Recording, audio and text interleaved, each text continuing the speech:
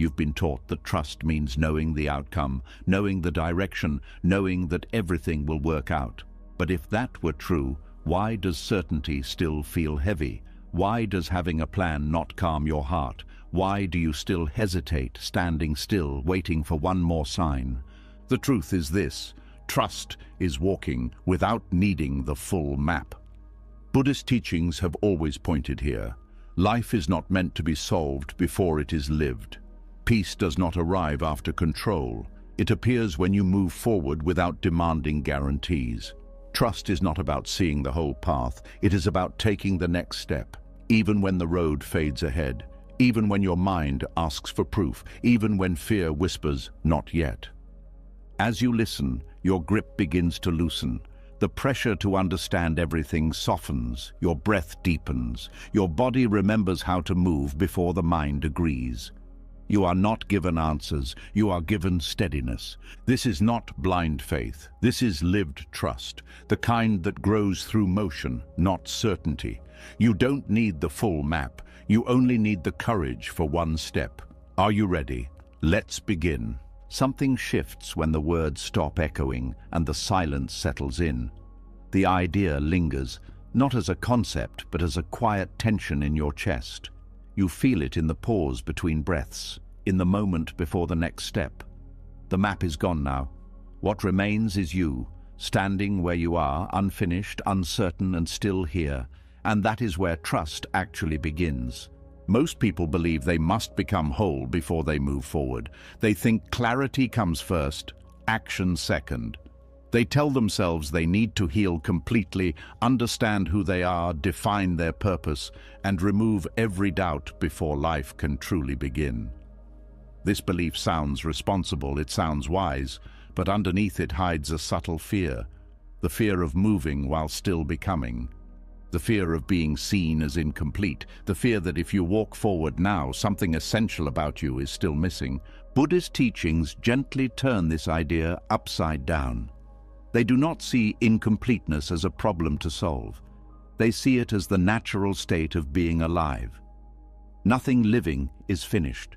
A tree does not wait to grow until it knows how tall it will be. A river does not demand certainty about the ocean before it flows. Growth happens by moving, not by resolving everything first. Trust, in this sense, is the willingness to be unfinished and still take the next step. It is allowing yourself to walk without a final identity, without a clear label, without a fully healed past. This kind of trust asks you to stop treating your current state as a temporary failure and start seeing it as a valid place to stand.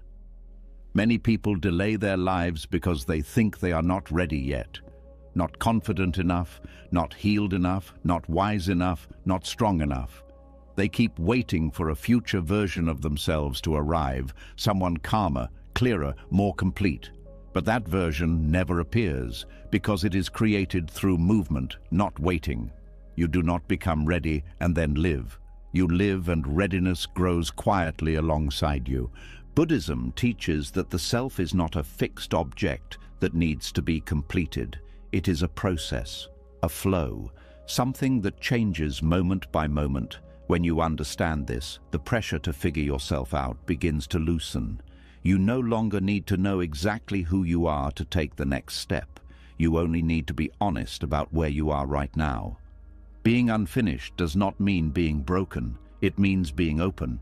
It means there is still space for learning, adjusting, and becoming.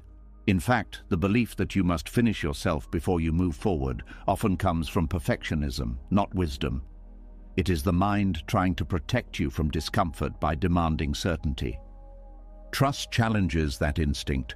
It says, move anyway, speak even if your voice shakes, choose even if doubt is still present, begin even if the ending is unclear. This is not recklessness, it is a deep respect for life as it is, not as you wish it to be. There is a quiet relief that comes when you stop trying to resolve your entire identity. You realize you do not need a final story about who you are. You do not need to define your purpose in one sentence. Purpose unfolds through engagement, through responding to what is in front of you, not through abstract planning When you trust this, you stop forcing meaning and start noticing it. Healing works the same way. Many people believe they must heal completely before they can love, create, or contribute. But healing is not a finish line. It is something that deepens through living. Often, it is through relationships, challenges, and even mistakes that healing actually happens. Waiting to be healed before you live keeps the wound untouched.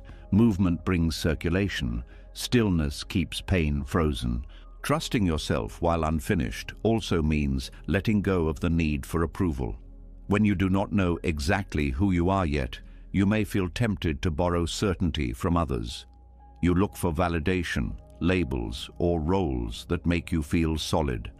But this often pulls you away from your own experience. Trust invites you back into it. It teaches you to stay close to what feels true in your body, even when it does not make sense yet. The body understands before the mind does. You may not be able to explain why a step feels right, but something in you relaxes when you take it. Buddhism honors this kind of knowing. It does not demand that wisdom arrive fully formed. It allows wisdom to arrive late, after the action, after the experience, after the mistake. Being unfinished also means allowing contradictions to exist within you. You can feel brave and afraid at the same time. You can want change and resist it.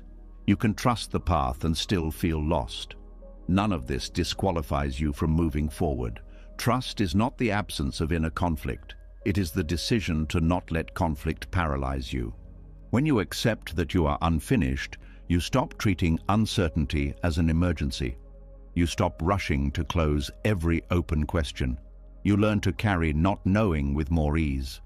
This creates a different relationship with anxiety.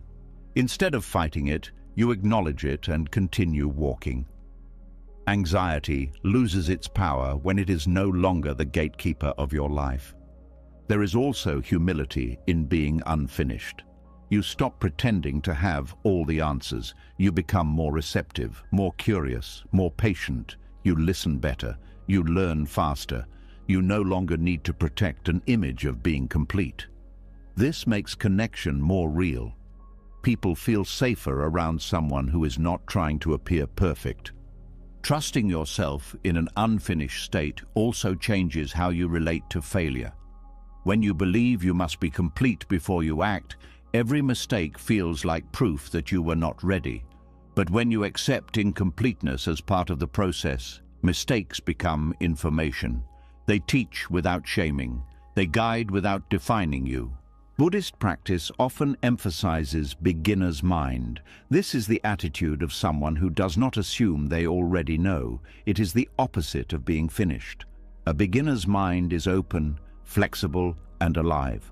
When you trust from this place, you allow life to teach you directly instead of trying to control the lesson. You begin to see that clarity is not something you wait for. It is something that sharpens through movement. Like walking in fog, each step reveals only a little more of the path, but that is enough. Demanding full visibility before moving is not caution. It is avoidance dressed as wisdom. Trust as willingness to be unfinished also frees you from comparing your timeline to others. When you believe there is a correct pace for becoming, you constantly feel behind. But when you accept that growth unfolds differently for everyone, comparison loses its grip. You honor your own rhythm. You stop rushing yourself toward milestones that do not actually belong to you. This kind of trust is quiet. It does not announce itself. It does not feel dramatic. Often it feels ordinary. It looks like showing up even when you are unsure. It looks like continuing a conversation even when you do not have the perfect words. It looks like staying with a question instead of forcing an answer. Over time, something surprising happens. The parts of you that felt unfinished begin to integrate naturally, not because you forced them to, but because you gave them space to evolve. Identity becomes less rigid and more functional. Purpose becomes less grand and more sincere. Healing becomes less about fixing and more about allowing. You also begin to trust life itself a little more, not because you believe it will always be kind, but because you see that you can respond to whatever arises. You do not need to be finished to be capable. You do not need certainty to be steady. You do not need a complete map to take one honest step. This is where trust becomes embodied, not intellectual. It lives in how you stand, how you breathe, how you choose. It is the willingness to stay engaged with life while still unfolding. To say yes to the present moment without demanding that it explain itself first. And as this understanding settles, you realize something important. You were never meant to arrive fully formed. You were meant to keep walking. The walking does not stop once you accept that you are unfinished. In fact, something else appears almost immediately. A quiet fear that rises right after the step is taken. The fear that you might step wrong, that you might choose poorly, that one decision could expose you, undo you, or prove that you never deserved trust in the first place. This is where many people freeze again, not because they doubt the path, but because they fear the cost of misstepping. Most of us were taught that mistakes say something about our worth, that choosing wrongly means being wrong, that failure is not just an event, but a verdict. So even when we start walking, we walk stiffly, carefully, afraid to lean our weight into the step, afraid that if we fall, we will deserve the pain that follows. Buddhist trust moves differently. It does not promise that you will always choose correctly.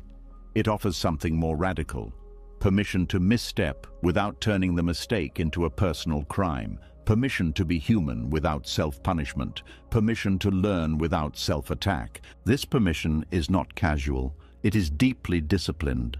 It requires courage because it goes against one of the strongest habits of the human mind, the habit of judging itself harshly in order to feel safe. We punish ourselves because we believe it will keep us from failing again. But Buddhism sees clearly that this strategy does not create wisdom, it creates fear. In Buddhist psychology, an action is not judged by whether it fits a perfect outcome, but by whether it was performed with awareness. A mistake made with sincerity and attention is not a moral failure. It is part of the learning process. The problem is not choosing wrongly. The problem is clinging to the identity of someone who is wrong. When you punish yourself for a mistake, you freeze growth. The mind collapses inward. Energy that could be used to adjust, learn, or repair is consumed by shame. Shame does not teach, it only silences. Trust, on the other hand, keeps the channel open. It allows you to stay present with what happened without running away or attacking yourself. There is a deep misunderstanding that letting go of self-punishment means lowering standards or avoiding responsibility. Buddhism does not teach that. It teaches accountability without cruelty. You acknowledge the impact of your actions clearly, but you do not add unnecessary suffering by making the mistake define who you are. This distinction matters. When a child is learning to walk, they fall constantly. If each fall were met with blame or ridicule, the child would stop trying. Growth depends on safety. Not comfort, but safety. The safety of knowing that falling does not end belonging. Most adults never received this safety. Instead, they internalized a harsh voice that steps in immediately after any misstep. This voice says things like, "You should have known better. What is wrong with you? You always mess things up." Over time, this voice becomes automatic. You do not even question it. You assume it is discipline. Buddhism calls it ignorance, not as an insult, but as a description. It is a misunderstanding of how learning actually works. Trust includes the courage to let that voice speak without obeying it. You hear the accusation, but you do not bow to it. You stay with the facts of the situation. You see what happened. You feel the discomfort. And you ask a different question, not what is wrong with me, but what is needed now. This shift changes everything. Mistakes stop being threats and start becoming teachers, not in a romantic way. Some lessons hurt. Some consequences are real. trust does not erase pain. It removes the extra layer of suffering that comes from self-rejection. In Buddhism, suffering is often described as pain multiplied by resistance. A mistake creates pain. Self-punishment adds resistance. Trust allows pain to pass through without turning it into a lifelong wound. This also changes how you relate to fear. Many people fear making the wrong choice more than they fear staying stuck. They remain in familiar dissatisfaction because it feels safer than risking regret. But regret is not what destroys people. Self-attack does. The belief that one wrong step invalidates you is what keeps lives small. When you trust yourself to misstep without punishment, movement becomes possible again. You stop demanding perfect certainty before acting. You understand that wisdom is refined through correction, not avoidance. You take responsibility without collapsing. Buddhist practice often emphasizes compassion, but not just toward others. Self-compassion is not indulgence, it is accuracy. It recognizes that a nervous system under attack cannot learn. A mind flooded with shame cannot see clearly. Compassion steadies the system so insight can arise.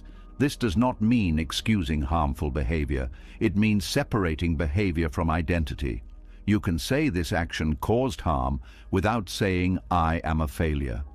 One statement leads to repair. The other leads to withdrawal. When people punish themselves, they often become defensive or numb. They avoid looking at what happened because it hurts too much. Trust allows you to stay present long enough to understand the deeper pattern. You begin to see why you chose what you chose. What fear was operating? What belief was driving you? This understanding is the ground of change. Another subtle effect of self-punishment is that it narrows your future choices. You become cautious, not out of wisdom, but out of fear of yourself. You stop trusting your own judgment because you believe you are dangerous or incompetent. Buddhist trust restores confidence, not by claiming you are always right, but by proving that you can recover. Recovery is the real skill. Anyone can succeed when conditions are perfect. Trust grows when you learn that you can respond to imperfection without abandoning yourself. That you can make repairs, that you can apologize, that you can change direction without self-hatred. This is especially important in relationships. Many people avoid honesty because they fear saying the wrong thing. They stay silent, then resentful, or they speak harshly, then drown in guilt. Trust teaches a middle way. You speak with care, knowing you may still miss the mark, but trusting your ability to listen, adjust, and reconnect. Buddhist teachings often speak of right effort, not perfect effort. Right effort means showing up with sincerity, not forcing flawless performance. It means staying engaged, even after you stumble. This is the courage to misstep. Not recklessness, but resilience. You also begin to see that many mistakes are only mistakes in hindsight. At the moment of choice, you acted with the information and capacity you had. Condemning your past self with your present awareness is unfair. Trust honors the reality of limitation without turning it into condemnation. Over time, this approach rewires how you experience guilt. Guilt becomes a signal, not a sentence. It points to values that matter to you. It invites alignment, not punishment. Once the message is received, guilt has done its job. Keeping it longer only hardens the heart. There is also freedom in knowing that choosing wrongly does not exile you from the path. There is no permanent deviation, no step that disqualifies you from returning to awareness. Buddhism does not operate on a system of spiritual points. There is always a next breath, always a next moment to begin again. This understanding reduces anxiety at its root. Anxiety thrives on the belief that one mistake will ruin everything. Trust dissolves this belief quietly. You see that life is not a fragile structure that collapses with one error. It is flexible, adaptive, forgiving in ways the human mind often is not. As self-punishment loosens, something else grows. Curiosity. You start asking different questions. Not, how do I avoid being wrong? But what is this teaching me? Not, how do I protect my image? But how do I stay honest? This curiosity keeps you alive and engaged. Eventually you notice that courage feels different now. It is no longer dramatic, it is calm. It is the willingness to act without guarantees and to respond without cruelty when things go sideways. This is mature trust, quiet, grounded, stable. You do not need to be fearless. Fear will still arise. But fear no longer controls you through threats of self-destruction. You know that even if you fall, you will not turn against yourself. That knowledge alone makes the next step lighter. And so, the walking continues, not because you are certain of the terrain, but because you trust your ability to meet whatever arises without self-betrayal. You move forward knowing that missteps are not the opposite of the path.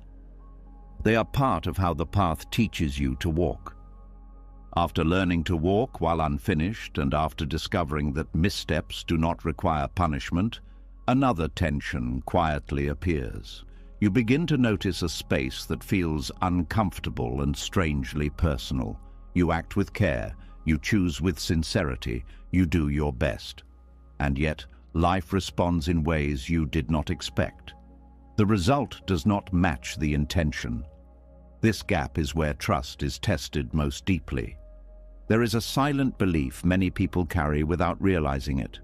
The belief that good intentions should lead to good outcomes. That wisdom should be rewarded with success. That effort should be met with results. When this does not happen, confusion arises, doubt creeps in. You start questioning your judgment, your values, even your worth. The mind whispers that maybe you were wrong after all. Buddhist teachings look directly at this gap and refuse to close it with false comfort. They do not promise that wise action will always produce pleasant outcomes. They offer something more grounding. The understanding that wisdom lives in the intention and the presence, not in the result. Outcomes are shaped by countless conditions beyond your control. To tie your trust to them is to place your peace in unstable hands. When you base your sense of trust on results, anxiety becomes inevitable. You are constantly scanning the future for proof that you chose correctly. You replay decisions, searching for signs of validation. You fear that a disappointing outcome means you failed in some deeper way. This kind of faith is fragile. It depends on circumstances behaving well. Trusting the gap means releasing this dependence. It means allowing the space between what you intended and what actually happened to exist without rushing to judge it. This does not mean indifference. It means maturity. You recognize that intention is the only part you truly own. Outcome is a shared event between you and the world. Buddhism teaches that all events arise from conditions. Some conditions you influence, many you do not. Weather, timing, other people's choices, unseen consequences, chance. When you forget this, you take outcomes personally. You believe success proves your wisdom and failure disproves it. This creates a constant emotional swing between pride and shame. Letting go of result-based faith steadies you. You begin to measure your actions differently, not by how they turn out, but by how they were held. Were you attentive? Were you honest? Were you acting from fear or clarity? These questions bring you back to the present moment where trust actually lives. This shift changes how you experience disappointment. Disappointment still hurts, but it does not collapse your identity. You no longer interpret an unwanted outcome as evidence that you should not trust yourself. You see it as part of a larger unfolding that could not be predicted from the start. Many people avoid acting because they fear wasting effort. They fear doing everything right and still losing. But this fear misunderstands the purpose of wise action. The purpose is not to control life. It is to participate in it with integrity. When you understand this, effort is never wasted. It refines you regardless of outcome. Trusting the gap also softens regret. Regret often comes from believing that a different choice would have guaranteed a better result. But this is imagination, not reality. You cannot know what would have happened. Buddhism invites you to release these mental rewrites. They add suffering without offering insight. Anxiety thrives on future projection. It asks endless questions about what your actions will lead to. Trust brings attention back to what is happening now. It says, focus on the quality of this moment. The future will arrive on its own terms. This does not eliminate planning. It frees you from emotional dependency on plans succeeding. There is also freedom in realizing that wisdom does not always look wise from the outside. Sometimes doing the right thing leads to loss, misunderstanding, or delay. If you only trust actions that are rewarded, you limit your life to what is safe and socially approved. Trusting the gap allows you to act according to values even when applause does not follow. This is especially important in relationships. You can speak kindly and still be misunderstood. You can set boundaries and still be blamed. You can love sincerely and still be left. If outcomes define your trust, you will conclude that honesty, care, and vulnerability are mistakes. Buddhism teaches otherwise. It teaches that the value of these actions is intrinsic. When you trust the gap, you stop bargaining with life. You stop thinking, if I do this right, then everything will be okay. This bargain creates constant tension. You are always waiting to see if the deal holds. Letting it go brings relief. You act because it is right to act, not because you expect a specific return. This does not make you passive, it makes you resilient. You can adapt without losing faith. You can change course without self-blame. You can continue even when progress is invisible. This is how anxiety loosens at its root. Anxiety depends on the belief that safety lies in predictable outcomes. Trust sees safety in responsiveness. Over time, you notice that your nervous system begins to relax. You are no longer bracing for judgment from the future. You are less afraid of uncertainty because you are not using it as a measure of your worth. You accept that life is not a report card. Buddhist practice often emphasizes right action without attachment to results. This does not mean you do not care. It means you care without clinging. Clinging turns effort into tension. Letting go turns effort into presence. You also begin to understand that some outcomes take time to reveal their meaning. What looks like failure now may become clarity later. What feels like loss may redirect you towards something more aligned. Trust allows you to wait without despair. Trusting the gap also deepens humility. You stop assuming you know what is best in every situation. You remain open to learning from what unfolds. This openness keeps wisdom alive. Certainty based on results hardens. Trust based on intention stays flexible. As this understanding settles, your relationship with success changes. Success becomes a byproduct, not a requirement. When it comes, you receive it with gratitude, not attachment. When it does not, you remain intact.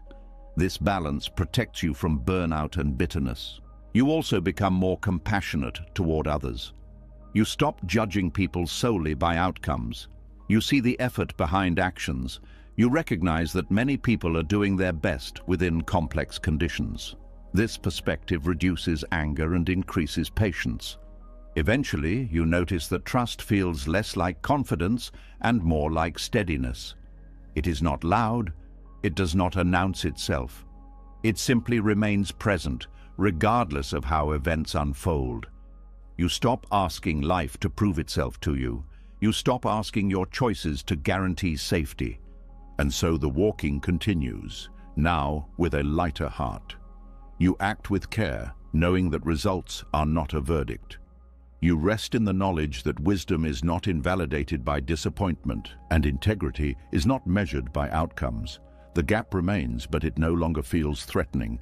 It becomes space. Space to breathe, space to learn, space to trust life as it is, not as you hoped it would be. As the gap between intention and outcome becomes less threatening, another habit quietly reveals itself. You notice how often you pause, not because you are incapable, but because you are waiting to understand everything first. You wait for certainty to arrive. You wait for insight to appear. You wait for the feeling that says, now it makes sense. And in that waiting, life slows. Not because the path is blocked, but because you are standing still, hoping wisdom will come before movement. There is a deep emotional pull in wanting clarity before action. It feels responsible, it feels mature, it feels safe. But very often this waiting is not wisdom. It is fear wearing thoughtful clothing, fear of embarrassment, fear of regret, fear of stepping into something you cannot yet explain. Buddhism does not judge this fear. It simply sees it clearly and asks a different question. What if understanding is not the doorway, but the echo? Many of the most important insights in life arrive late. They show up after the conversation, not before it. After the loss, not before it. After the risk, not before it. The mind wants a preview, a guarantee, a clear explanation before it commits. But life rarely works that way. Wisdom often waits until you are already moving. Buddhist teachings recognize this pattern. They do not ask you to be reckless. They ask you to be honest about where clarity actually comes from. Insight is not always a light that guides the step. Sometimes it is the warmth you feel after the step has already been taken. If you refuse to move until you understand, you may never understand at all. Waiting for clarity can feel like patience, but there is a subtle difference between patience and avoidance. Patience stays present. Avoidance delays. Patience listens deeply. Avoidance demands certainty. When you watch yourself closely, you can feel the difference in the body. Patience feels grounded. Avoidance feels tight. Walking before understanding requires trust in experience itself. It means allowing life to teach you through contact, not theory. Buddhism values direct experience over conceptual knowledge. Words can point, but they cannot replace the act of walking. You can read about water endlessly, but until you touch it, it remains an idea. This does not mean thinking is useless. It means thinking has limits. The mind is excellent at analyzing what has already happened. It struggles with what has not yet occurred. When you ask it to predict how a future step will feel, it fills the unknown with fear or fantasy. Neither is reliable. Insight that arrives late has a different quality. It is embodied. It settles into your muscles, your breath, your posture. It is not just something you know, it is something you recognize. This kind of wisdom cannot be rushed or forced. It emerges when the conditions are right, and one of those conditions is movement. Many people confuse hesitation with depth. They believe that the more they think, the more mature their decision will be. But excessive thinking often leads to paralysis, not wisdom. The mind begins to chase its own tail. Each answer creates a new question. Each possibility opens another branch. Soon, clarity feels further away than when you started. Buddhism encourages a different relationship with not knowing.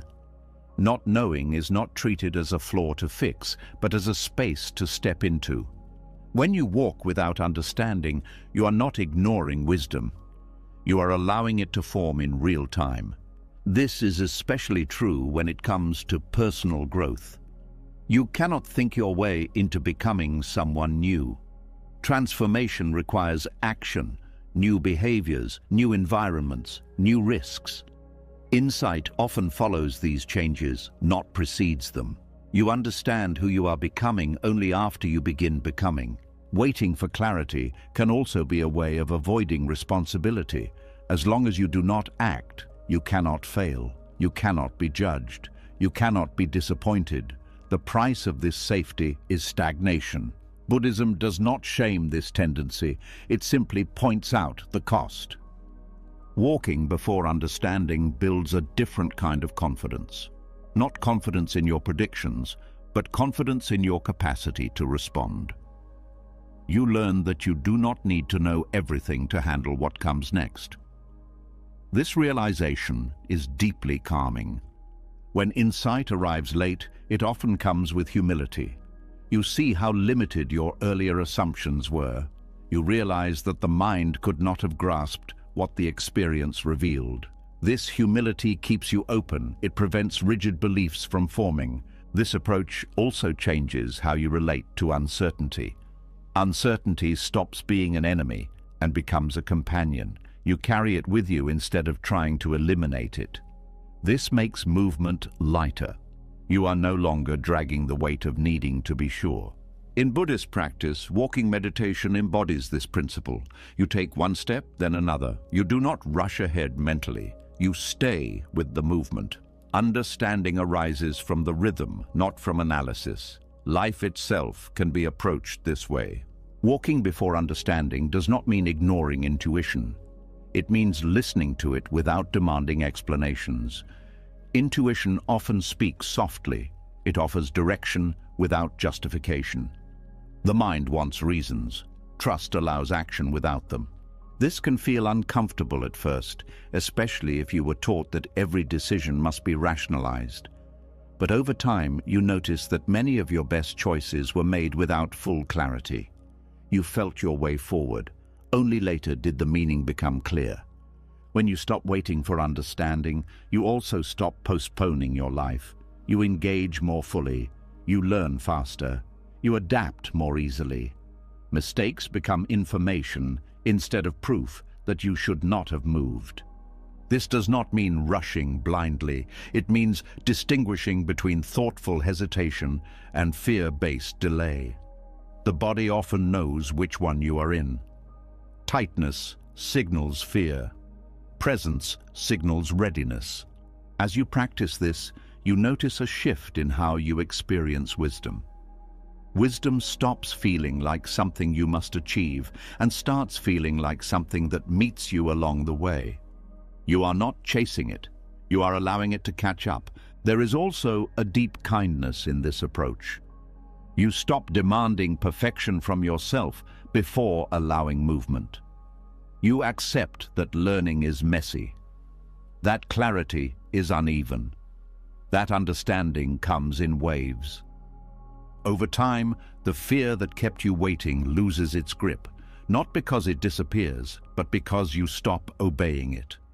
You learn that fear is not a reliable guide for timing. It always asks you to wait longer. Walking before understanding is an act of trust in life's intelligence. It assumes that experience itself carries wisdom, that the path teaches through contact, that you do not need to see the entire picture to take the next step.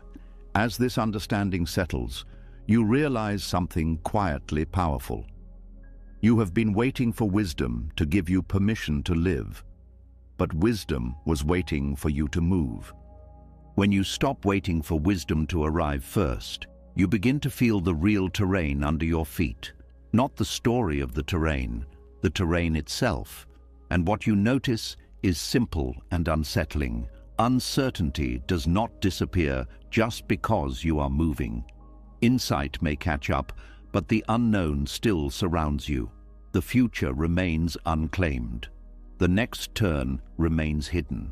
This is where a deeper lesson begins, because now the question is not how to remove uncertainty, but how to live with it without losing your center. A lot of people treat uncertainty like a problem that must be solved. They speak of it as if it is a temporary storm, and certainty is the clear sky that will return. They believe peace is something you earn when the unknown finally goes away, but life does not operate like that. The unknown is not an exception. It is the basic condition of being alive. Buddhist teachings do not treat uncertainty as an enemy. They treat it as reality. And trust, in this view, is not confidence about what will happen. It is a relationship with what you cannot know. It is learning how to stand close to the unknown without demanding it become familiar. This is where most people misunderstand trust. They think trust means feeling sure, feeling safe, feeling guaranteed. But if trust depends on certainty, then trust is weak, because certainty is rare. Most of the time, life gives partial information. It gives hints, not guarantees. It gives seasons, not schedules. So if your peace depends on certainty, you will live in constant tension. Trust as a relationship with uncertainty means you stop trying to control what cannot be controlled, and you start developing the ability to stay present inside what is unclear. This is not passive, it is active intimacy. It is the willingness to meet the unknown directly rather than turning away from it.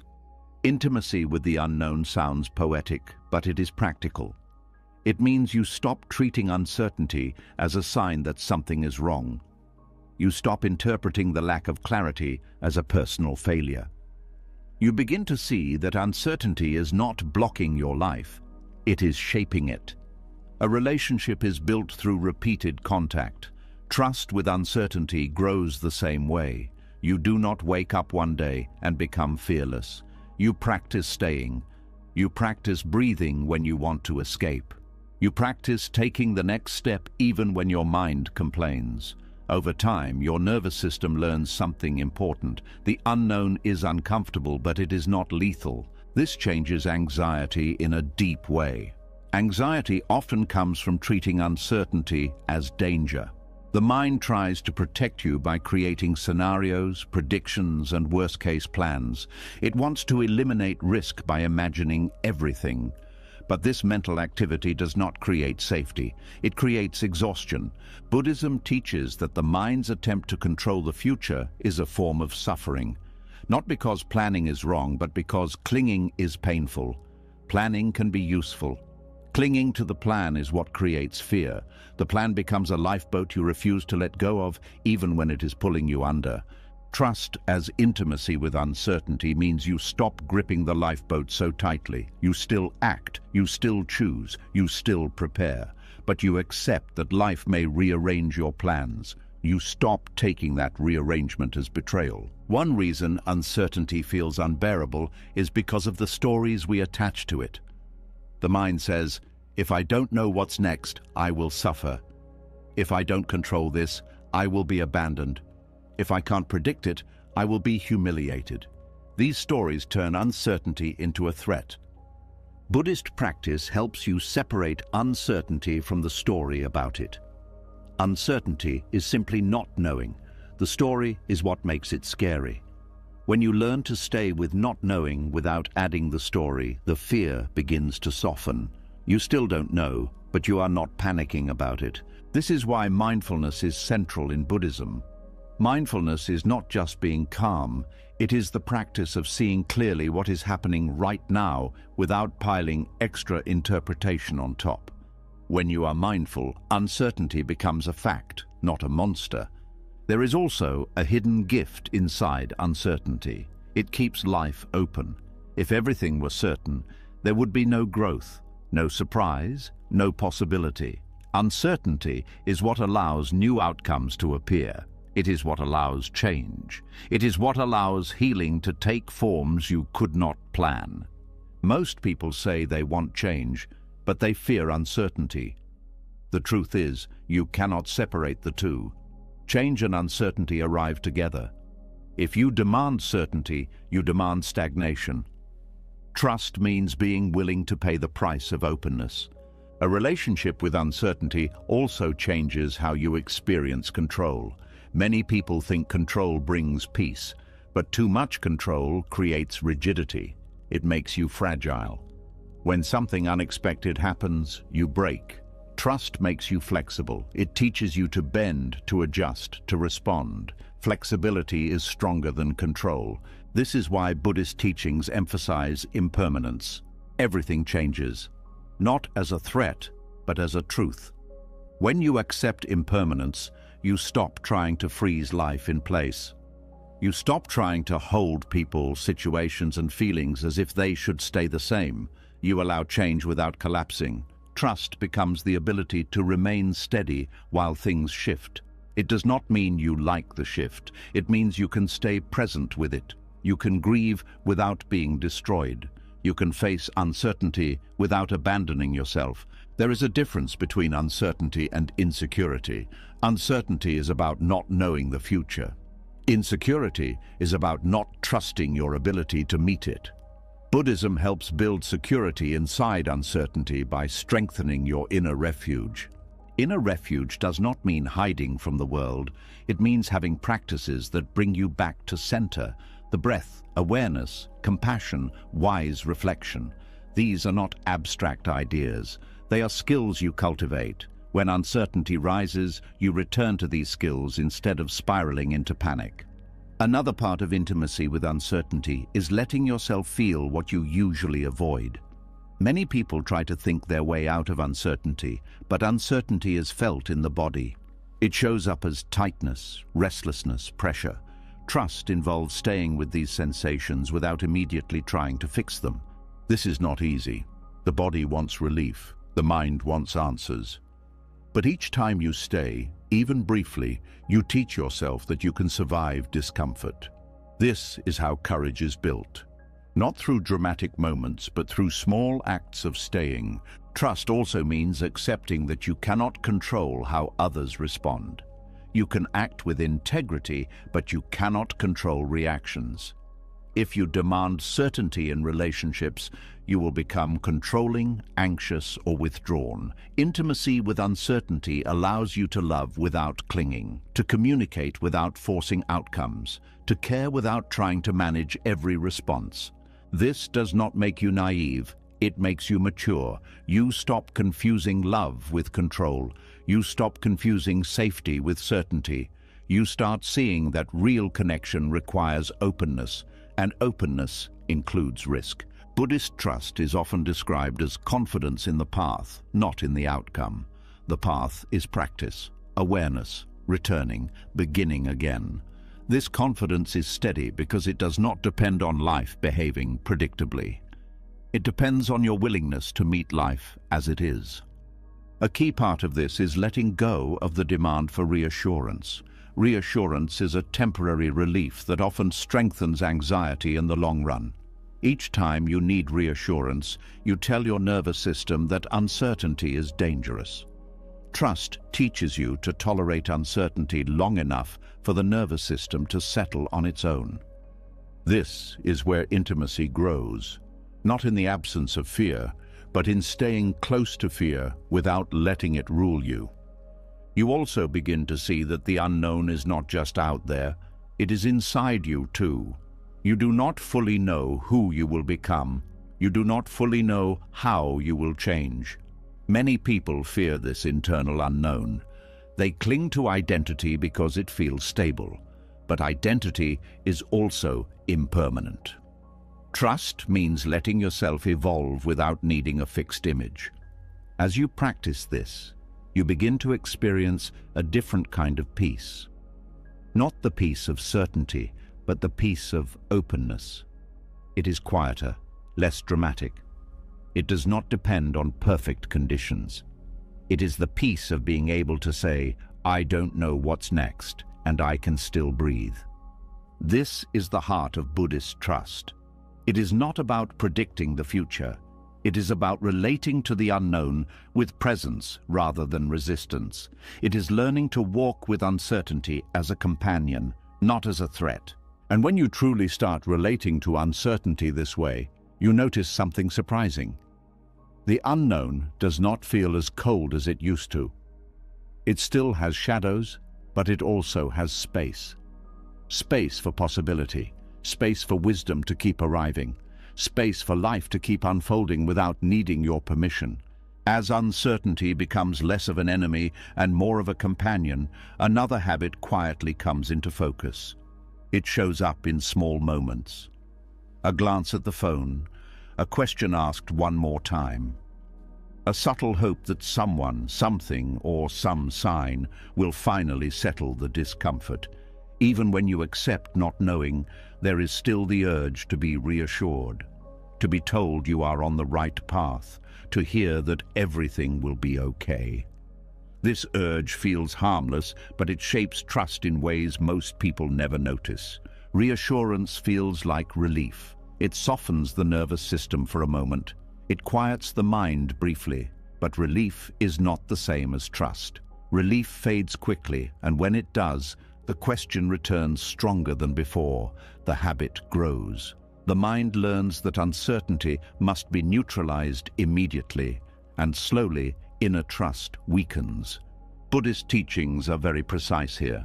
They do not shame the need for reassurance. They understand it as a natural response to fear, but they also show its cost. Each time you demand reassurance, you send yourself a message: I cannot stay with not knowing. I need something outside me to stabilize this moment. Over time, this belief becomes automatic. Trust deepens when you stop demanding answers before you are ready to receive them. This does not mean you never ask questions. It means you notice when questions are asked not from curiosity, but from panic. Panic questions are not seeking truth. They are seeking escape. The discipline of not demanding reassurance is subtle. It does not look heroic. Often it looks like sitting quietly with discomfort, like allowing the body to feel unsettled without rushing to soothe it, like letting a question remain open longer than feels comfortable. This is a discipline because it goes against the mind's instinct to resolve tension immediately. Unanswered questions feel threatening because the mind believes they mean danger. But most unanswered questions are simply unresolved experiences. They do not require immediate closure. Buddhism teaches that clarity ripens in its own time. When you force it early, you often get false certainty, not wisdom. Reassurance seeking can take many forms: asking others for validation, replaying decisions to look for confirmation, searching for signs, patterns, or guarantees. Even excessive planning can be a form of reassurance seeking when it is driven by fear rather than practicality. All of these behaviors share the same root: discomfort with uncertainty. The problem is not the question itself. The problem is the demand that the question must be answered now in order for you to feel safe. This demand creates dependency. You begin to outsource your stability to external sources. When they are not available, anxiety spikes. Buddhist practice invites you to stay with the question instead, to let it exist without resolving it. This is not passive. It is an active willingness to remain present with what you do not know. It trains the nervous system to tolerate ambiguity. When you stay with an unanswered question, something interesting happens. At first, the discomfort intensifies. The mind protests. It tells you this is irresponsible, that you are wasting time, that you should be doing something. But if you stay, the intensity begins to soften, not because the question is answered, but because your relationship to it changes. You learn that not knowing does not destroy you. You learn that discomfort rises and falls on its own. This learning is embodied, not intellectual. It builds a quiet confidence that reassurance can never provide. Reassurance gives temporary calm. Staying with unanswered questions builds long-term resilience. One teaches you to escape discomfort. The other teaches you to meet it. This is why reassurance seeking erodes trust. It trains avoidance. In Buddhism, there is a deep respect for questions that do not have immediate answers. Some teachings are designed not to be solved, but to be lived with. They stretch the mind. They reveal attachment to certainty. They expose fear. The practice is not to eliminate the question, but to let it transform you.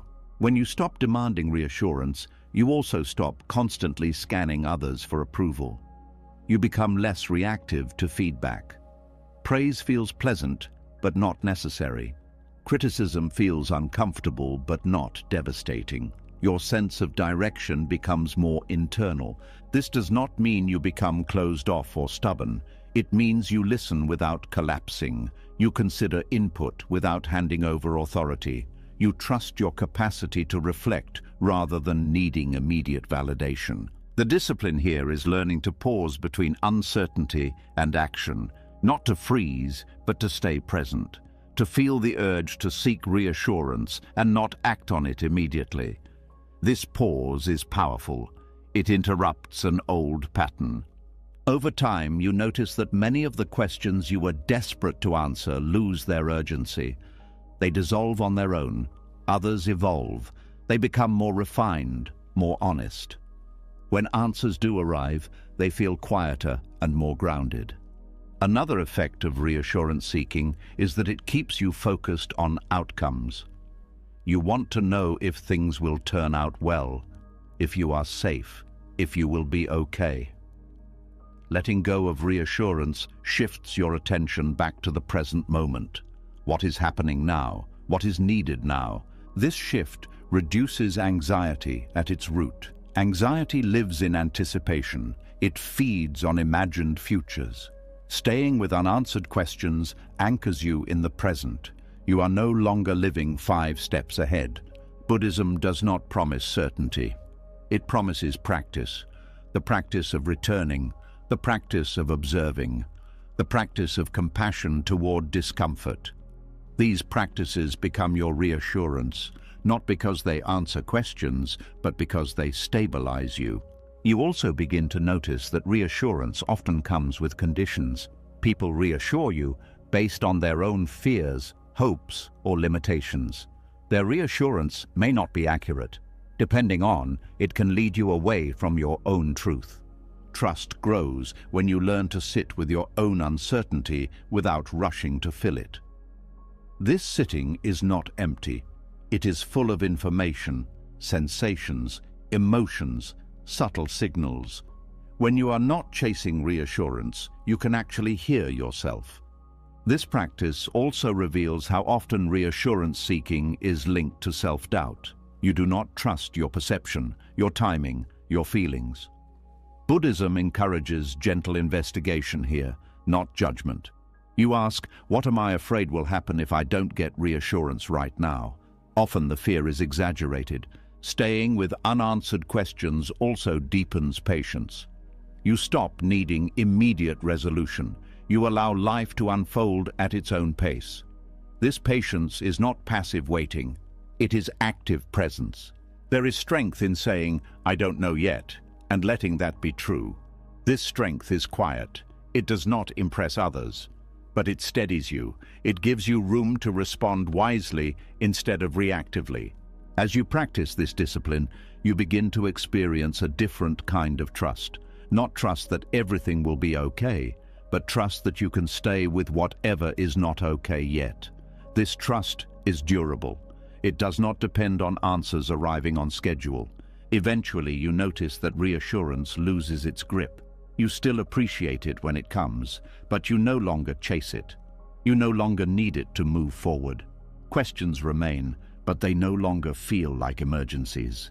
And from this place, something opens, a deeper listening, a steadier presence, a trust that does not demand proof.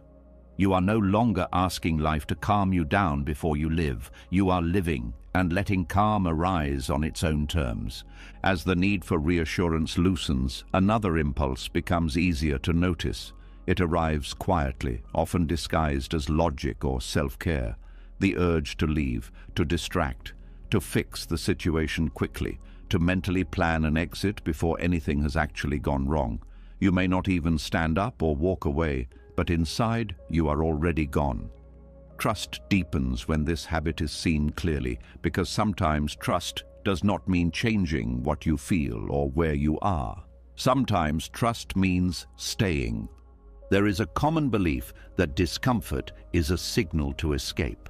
That if something feels heavy, tense, or confusing, the wise response is to remove yourself from it as fast as possible. This belief is deeply conditioned. From a young age, we learn to associate safety with relief. When discomfort arises, the mind immediately searches for a way out, a distraction, a solution, a justification, a future moment where things will finally feel better. Buddhist teachings do not deny that some situations require action or boundaries, but they point out something subtle and important. Much of our suffering does not come from the discomfort itself. It comes from the constant inner movement away from it. The refusal to stay with what is here without narrating an escape. Staying does not mean enduring harm or ignoring wisdom. It means recognizing when the impulse to leave is driven by fear rather than clarity.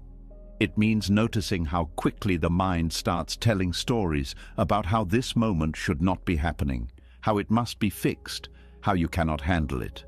These stories create more pain than the original sensation ever did. Trust, in this context, is the willingness to remain present inside discomfort without immediately trying to change it. This is one of the most challenging practices because it goes against the mind's survival training. The mind equates discomfort with danger. Staying feels risky. It feels exposed. It feels like something bad might happen if you do not act. But when you stay, you begin to see something important. Discomfort is not static. It moves. It shifts. It has texture and rhythm. It rises and falls. When you stop narrating an exit, you create space to experience this movement directly. Many people live in a constant state of internal escape. Even when they are physically present, their attention is elsewhere, planning the next task, replaying the past, fantasizing about a future where things are easier. This mental leaving is so habitual that it feels normal. But it comes at a cost. You are never fully here. Buddhism teaches that presence is not about forcing yourself to feel calm. It is about allowing what is already here to be known. Staying does not require liking the experience. It requires honesty. You acknowledge discomfort without adding commentary about how long it should last or what it means about you. When you stay, you stop feeding the cycle of avoidance. Avoidance teaches the nervous system that discomfort is unbearable. Staying teaches it that discomfort is survivable. This learning does not happen through thinking. It happens through direct experience. At first, staying can feel overwhelming. The body may tighten, the breath may become shallow, the urge to escape may intensify. This is normal. You are interrupting a long-standing habit. The key is not to stay perfectly, but to stay gently. Even a few seconds of presence is enough to begin rewiring the pattern. Trust here is not dramatic. It does not feel like courage in the way movies portray it. It feels quiet, ordinary, sometimes boring. You sit, you breathe, you notice, you do not run. This simplicity is powerful because it removes fuel from fear. Another layer of this practice is staying without narrating an exit. The mind loves to create a story that leads away from the present. It says, "Once this is over, then I will be okay." Or, "I just need to get through this." Or, "I should not be feeling this way." These narratives subtly pull you out of the moment. You are technically still here, but psychologically, you are already gone. Trust asks you to drop the story, not to replace it with a positive one, but to rest in direct experience. What does the discomfort actually feel like right now? Not what does it mean, not how long will it last. Just what is it, moment to moment. This practice reveals that much of what we fear is the anticipation, not the experience itself. The mind's commentary is often harsher than reality. When you stay, the commentary loses volume. Sensations become more manageable when they are not amplified by story. Staying also changes how you relate to emotions. Many people believe emotions are problems to solve. If sadness appears, they look for a reason. If anxiety appears, they look for reassurance. If anger appears, they look for an outlet. Buddhism offers another option. Stay with the emotion without turning it into a task. Emotions are energy. They move when they are allowed to be felt. When you escape them, they get stuck. Staying allows completion, not resolution in the intellectual sense, but release in the bodily sense. This does not mean wallowing. Wallowing is staying with the story. Presence is staying with the sensation. The difference is subtle but important. Stories loop. Sensations change. Trusting life in this way means believing that you do not have to micromanage every internal experience, that your system has its own intelligence, that feelings know how to move if you stop interfering. Another reason staying feels difficult is because of identity. You may believe that if you stay with discomfort, it will define you, that you will become the anxious person, the sad person, the confused person. Escaping feels like protecting your identity. But identity is not fixed by a feeling. It is shaped by how you relate to it. When you stay, you learn that feelings pass through you. They do not become you. This realization weakens fear at its root. You stop treating emotions as threats to your sense of self. Staying also builds trust in time. You stop demanding immediate change. You allow moments to unfold at their own pace. This patience is not passive. It is attentive. You are engaged without being controlling. In Buddhist practice, this is often described as equanimity, not indifference, but balance. You allow pleasant and unpleasant experiences to arise and pass without clinging or rejecting. This balance creates inner stability that does not depend on circumstances. Trusting by staying does not mean you never leave situations that are harmful or misaligned. It means you discern the difference between wise action and fear-driven escape. Fear escapes to feel better. Wisdom stays long enough to see clearly. When you practice staying, you become less reactive. You stop making decisions solely to relieve discomfort. This leads to better choices. Choices rooted in values rather than avoidance. You also become more available to others. When you are not constantly trying to escape your own discomfort, you can stay present with someone else's. You listen better. You respond more thoughtfully. You are not rushing to fix or flee. Another effect of staying is that it reveals patterns. When you stop escaping, you start noticing what repeats. The same feelings, the same triggers, the same stories. This awareness is the beginning of real change. You cannot transform what you refuse to look at. Trusting life by staying also means trusting your capacity to endure. Not endure forever, but endure long enough for insight to arise, long enough for the body to settle, long enough for the situation to reveal itself. This capacity is already in you.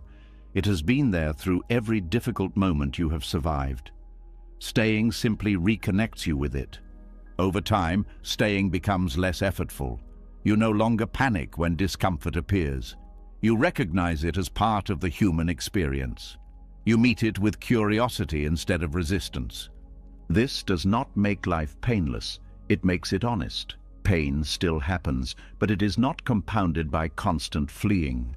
Trust, in this sense, is deeply grounded. It is not belief in a better future. It is confidence in your ability to be present now, even when now is uncomfortable, even when now does not make sense. And as this practice deepens, something quietly changes. The urge to escape loses urgency. You no longer need to be somewhere else to feel okay. You are here, breathing, aware, still moving forward, not by running away, but by staying long enough to let life meet you where you are. When you learn to stay instead of escape, something subtle becomes impossible to ignore. Beneath the thoughts, beneath the explanations, beneath the stories about what should happen next, there is movement, sensation, a quiet signal that does not speak in words. Even when the mind is undecided, something in you already knows how it feels to be here. This is where trust begins to move deeper, away from thinking and into listening.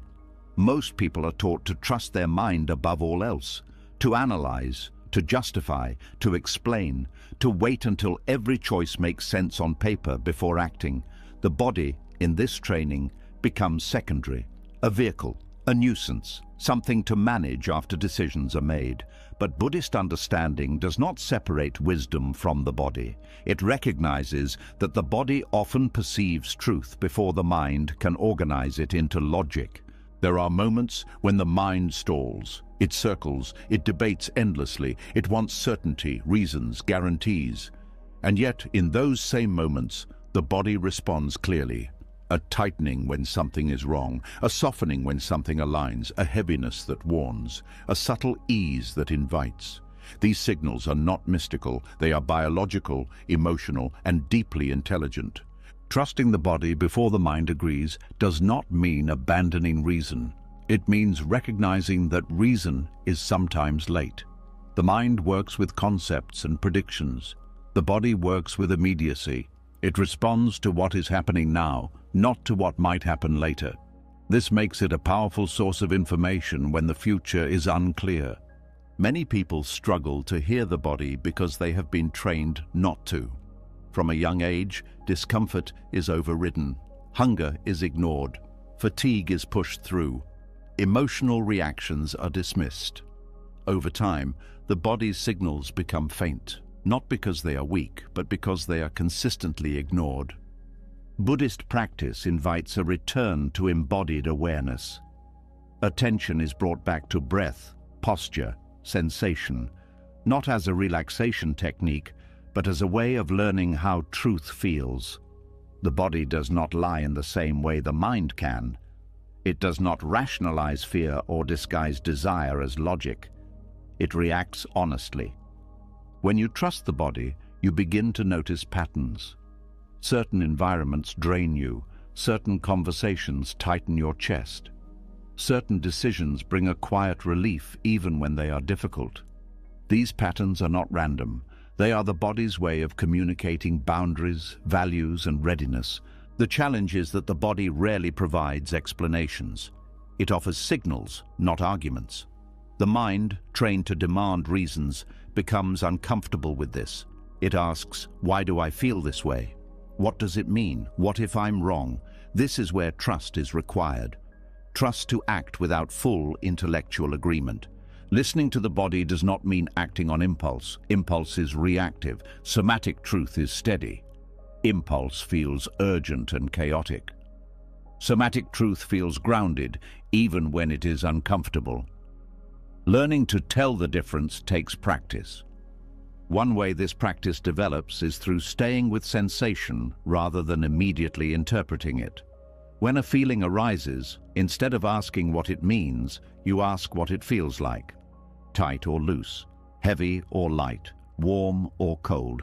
This keeps you connected to direct experience instead of mental speculation. Over time, you learn that the body often knows when something is not aligned long before the mind admits it. You may stay in a situation because it makes sense logically, while your body slowly contracts. Fatigue increases, tension becomes chronic, motivation fades. These are not failures of will, they are signals of misalignment. Trusting the body also changes how you experience fear. Fear is often felt first in the body. A racing heart, a shallow breath, a tightening throat. When you listen carefully, you begin to distinguish between fear that warns of real danger and fear that arises from growth. They feel different. One is sharp and panicked. The other is nervous but alive. The mind tends to treat all fear the same. The body does not. Trusting the body helps you move forward even when fear is present, because you can feel whether the fear is telling you to stop or simply to be careful. This is especially important when facing change. The mind resists change because it threatens familiarity. The body may respond with a mix of fear and excitement. If you wait for the mind to feel comfortable, you may wait forever. Growth often feels uncomfortable at first. The body senses the vitality in it even when the mind resists. Buddhist teachings emphasize mindfulness of the body for this reason. The body anchors awareness in the present. It prevents the mind from drifting too far into fear-based projections. When you attend to the body, you are reminded that you are here, breathing, alive. This steadiness allows intuition to emerge. Trusting the body also helps regulate emotion. When you listen to bodily cues, you can respond before emotions escalate. You notice tension before it becomes anger. You notice fatigue before it becomes burnout. This early awareness is a form of wisdom that prevents unnecessary suffering. There is also humility in trusting the body. You accept that you do not always know why something feels right or wrong. You allow yourself to be guided by experience rather than control. This humility keeps you flexible. You adjust when new information appears. Many people fear trusting the body because they worry it will lead them astray. But ignoring the body often leads to greater confusion. When you override bodily signals repeatedly, the mind becomes disconnected from reality. Decisions become abstract. Life feels mechanical. Reconnecting with the body restores a sense of aliveness. You feel more present, more responsive, more engaged. This engagement builds trust because you are no longer making choices from a detached place. Trusting the body also deepens self-respect. You stop forcing yourself into situations that feel wrong just to meet expectations. You honor limits. You listen to fatigue. You rest without guilt. This respect creates internal safety. Internal safety is essential for trust. When the body feels ignored or abused, it remains in a state of vigilance. When it feels listened to, it relaxes. Relaxation does not mean laziness, it means readiness. The body also holds memory. Past experiences are stored somatically. Sometimes a reaction does not make sense intellectually, but the body remembers something the mind has forgotten. Trusting the body allows these memories to inform your choices without needing full narrative recall. This does not mean every bodily reaction is accurate. Trauma can distort signals. Conditioning can confuse sensation. This is why Buddhist practice emphasizes gentle awareness rather than blind obedience. You listen, you observe, you reflect. You do not rush. Over time, the dialogue between body and mind becomes more balanced. The mind stops dominating. The body stops being ignored. Decisions become more integrated. You feel them as much as you think them. Trusting the body before the mind agrees also changes how you experience uncertainty. When you do not know what will happen, you return to what is happening now. Sensation, breath, ground. This anchors you. You are no longer lost in speculation. This practice also supports staying instead of escaping. When discomfort arises, you check in with the body. Can I stay with this sensation? Is it tolerable? Is it informative? Often the body says yes, even when the mind says no. As you continue walking this path, trust becomes less about belief and more about attunement. You are attuned to yourself, to your environment, to the moment. You respond rather than react. This does not make life predictable, it makes it navigable. You may not know where the path leads, but you know how to listen as you walk. Eventually you realize something quietly profound. The body has been guiding you all along, not loudly, not forcefully, patiently. Trusting it now is not learning something new, it is remembering something you once knew instinctively. And so you continue. Not because everything makes sense, but because something in you feels steady enough to move. The mind may catch up later. For now, the body knows how to take the next step. As the body begins to guide you more honestly than thought, another quiet shift happens. You notice that trust no longer feels like an idea you hold in your head. It feels lived, felt, tested through movement and response. And this raises a deeper question that many people have never been taught to ask. If trust is working without explanations, without guarantees, without full understanding, then what does it actually rest on? Not belief, not doctrine, not promises, something else. Most people assume faith requires belief, a system, a story about how things work, a structure that explains suffering, rewards goodness, and guarantees meaning. When those beliefs are shaken, faith collapses. This is why so many people feel lost when old explanations stop working. Their trust was attached to ideas, not experience. Buddhist trust is different. It does not ask you to believe anything before you begin. It does not demand loyalty to a doctrine or agreement with a worldview. It asks for something far more challenging: direct contact with experience exactly as it is. This is faith without belief, not blind acceptance, not rejection either, just attention, just willingness to see what happens when you stay present. Buddhism does not say trust this teaching because it is true. It says test it, see for yourself. If it reduces suffering, continue. If it does not, let it go. This approach is unsettling for people who want certainty. Belief systems provide comfort because they promise meaning in advance. They tell you what things mean before you encounter them. Buddhist trust refuses this shortcut. Meaning is not delivered ahead of time. It emerges through engagement. Faith without belief means you do not need to convince yourself that everything happens for a reason. You do not need to believe life is fair. You do not need to promise yourself that pain will be rewarded. You only need to stay present enough to respond wisely to what is happening now. This is deeply freeing, but also deeply confronting. Without belief to lean on, you cannot bypass discomfort with explanation. You cannot say this is happening because it was meant to. You cannot hide behind ideology. You meet reality directly. Many people fear this kind of trust because they associate it with emptiness. They worry that without belief, life will feel meaningless. Buddhism offers a different view. Meaning is not something you impose on life. It is something you discover through attention. When you stop believing in fixed explanations, curiosity returns. You stop assuming you already know what an experience means. You observe, you listen, you notice patterns. Insight becomes something you earn through presence, not something you inherit through belief. Faith without belief also protects you from disappointment. Belief systems often collapse when life does not match their promises. People feel betrayed by existence itself. Buddhist trust avoids this trap because it makes no promises. It does not say things will turn out well. It says pay attention. Paying attention builds a different kind of confidence. You trust not because you expect life to behave in a certain way, but because you trust your capacity to respond. You trust awareness itself. This kind of trust is resilient.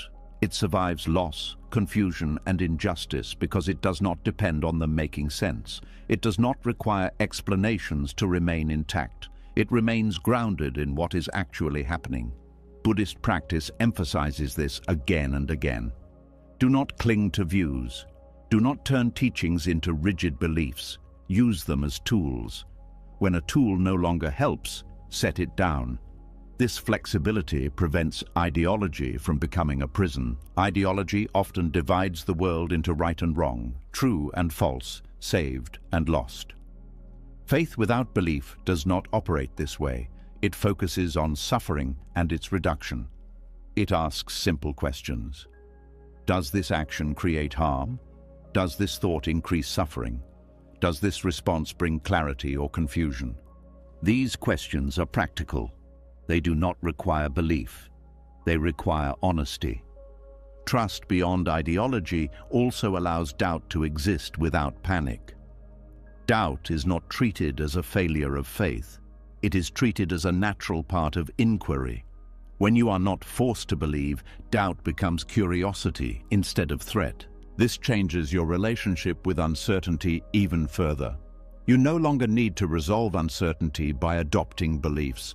You let uncertainty remain open. You investigate it through experience. Direct experience is central here. Buddhism does not ask you to trust ideas about the body. It asks you to notice breath. It does not ask you to believe theories about suffering. It asks you to notice how craving feels. This keeps trust grounded. When trust is grounded in experience, it adapts. What you learn at one stage may not apply at another. This is not failure, it is responsiveness. You adjust as conditions change. Faith without belief also reduces conflict. When you are not attached to being right, you listen more.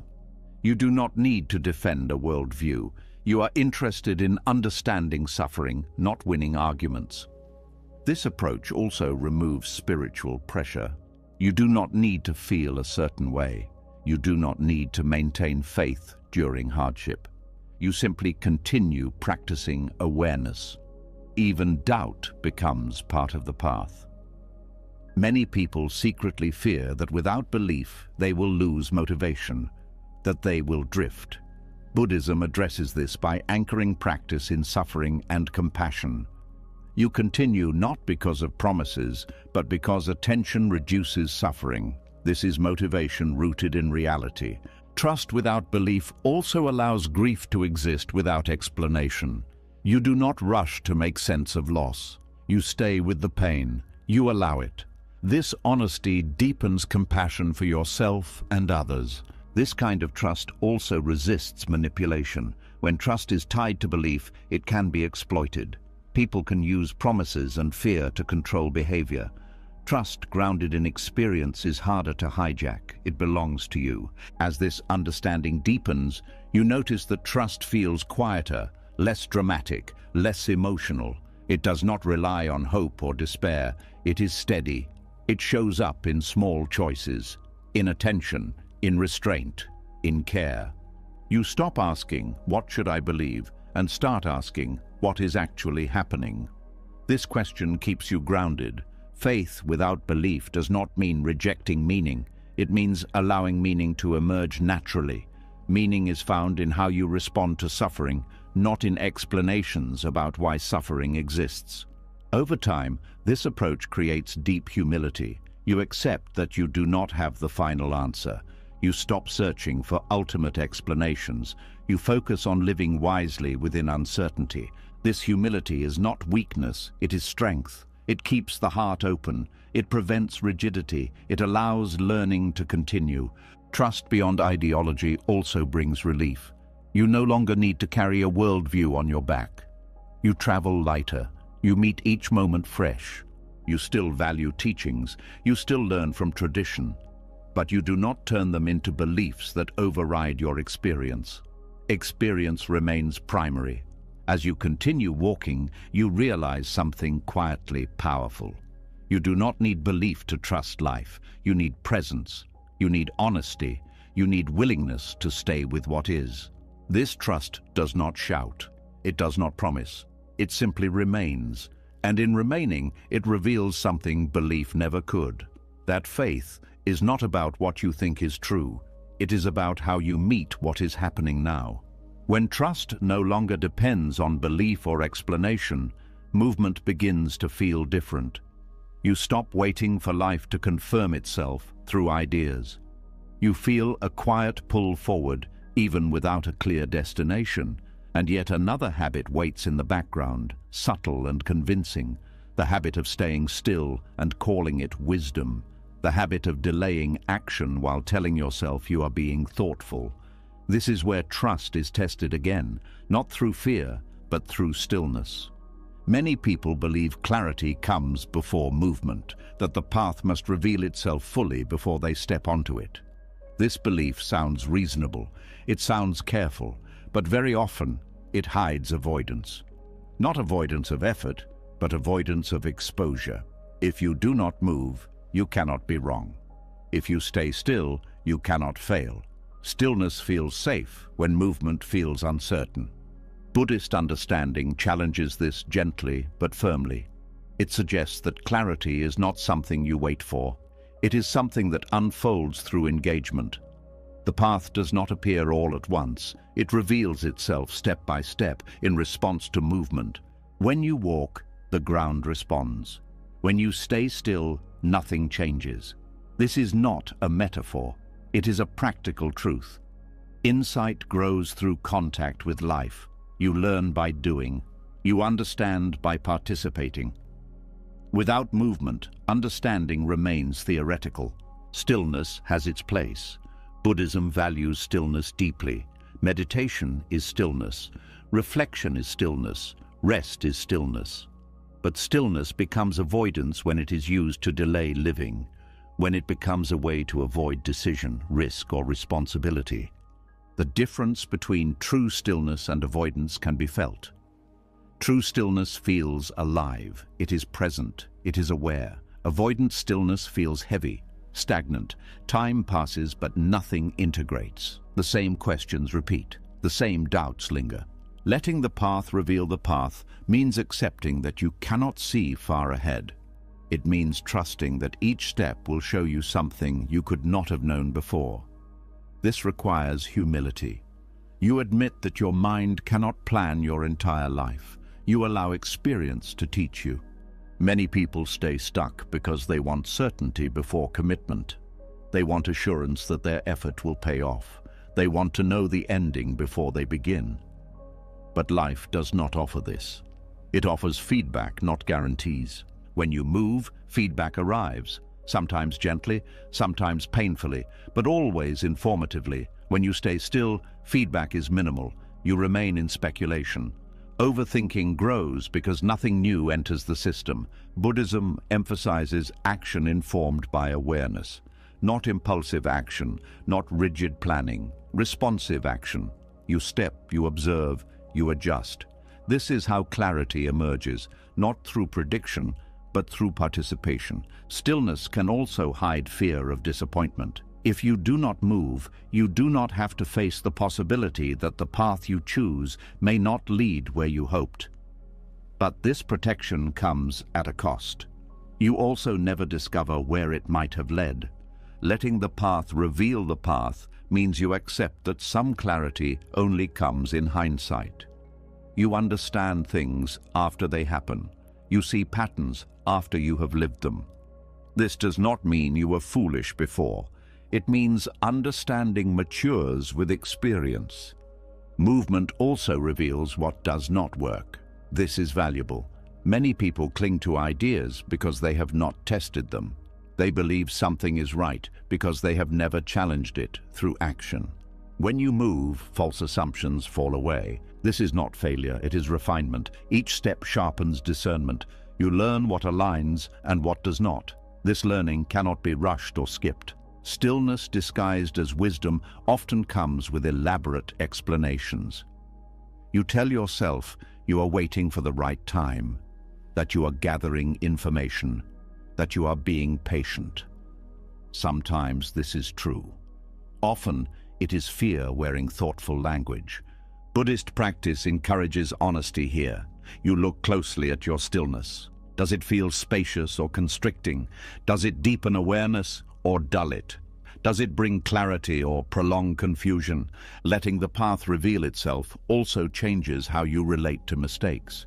When you expect clarity before action, mistakes feel unacceptable. When you expect clarity through action, mistakes are part of the process. They guide you. This approach reduces pressure. You no longer need to get everything right at once. You only need to stay responsive. You adjust as you go. This flexibility builds trust. Movement also builds confidence in a grounded way. Not confidence that you are right, but confidence that you can learn. You trust your ability to course correct. This is more durable than certainty. Stillness can feel virtuous because it avoids disruption. You do not have to explain yourself. You do not have to face judgment, but growth requires friction. Without friction, nothing changes. Letting the path reveal the path does not mean rushing. It means staying engaged. You take steps appropriate to your capacity. You do not force. You respond. This approach also respects timing. Some steps require waiting. But waiting is active when it is attentive. You watch conditions. You prepare internally. Avoidant waiting numbs awareness. Movement keeps awareness sharp. You are paying attention because something is happening. Stillness without awareness dulls perception. Buddhist teachings often emphasize walking meditation for this reason. You move slowly, deliberately, attentively. You do not rush ahead mentally. You stay with each step. This is movement as presence. Life can be lived this way. You take one step. You observe. You respond. You do not demand the full picture. Letting the path reveal itself also helps dissolve the fantasy of the perfect path. There is no flawless route. Every path includes detours, pauses, and recalibration. Trust accepts this. Stillness can become avoidance when it is motivated by the desire to avoid pain.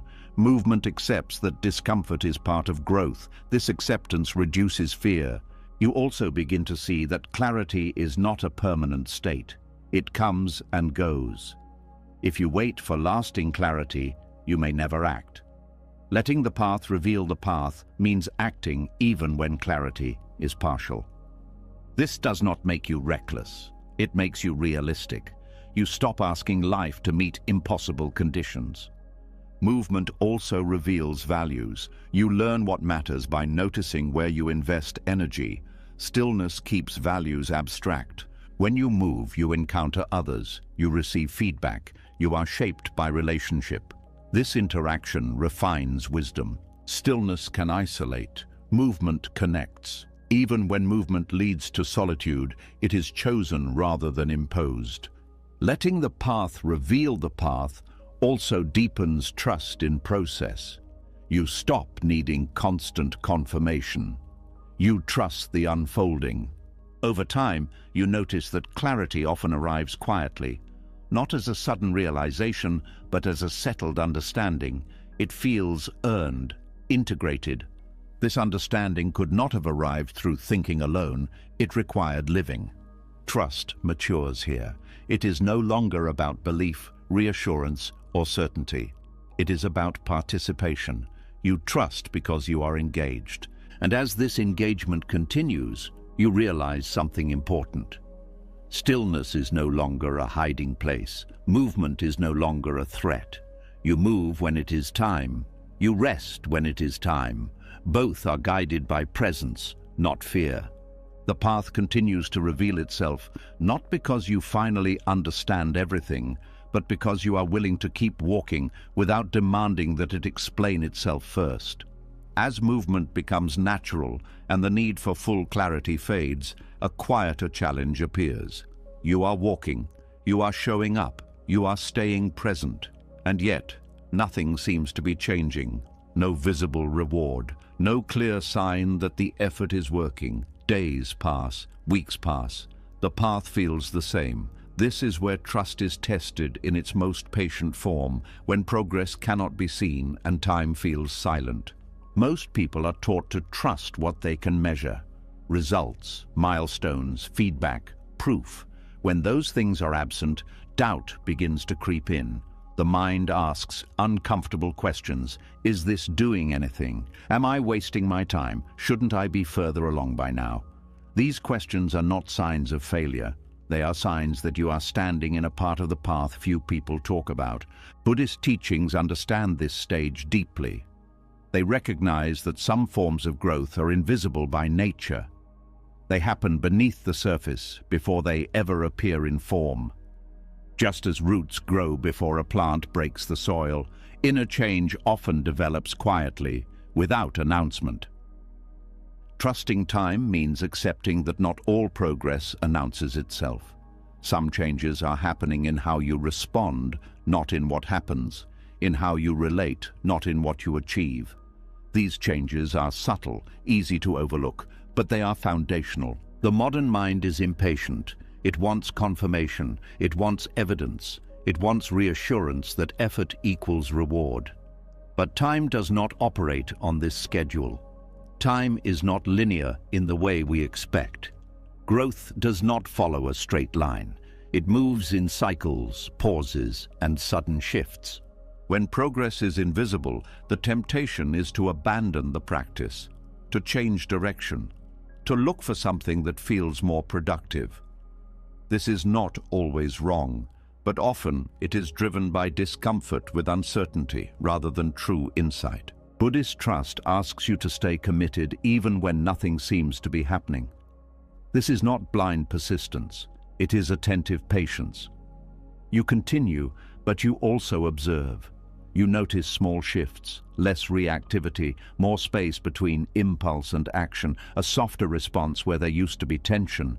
These changes are easy to dismiss because they do not feel dramatic, but they are the signs of real transformation. They indicate that your relationship with experience is changing, even if your circumstances are not. Trusting time also requires releasing comparison. When you compare your progress to others, invisibility becomes painful. You assume everyone else is moving faster, that they understand something you do not. But you cannot see what others are carrying. You only see their surface.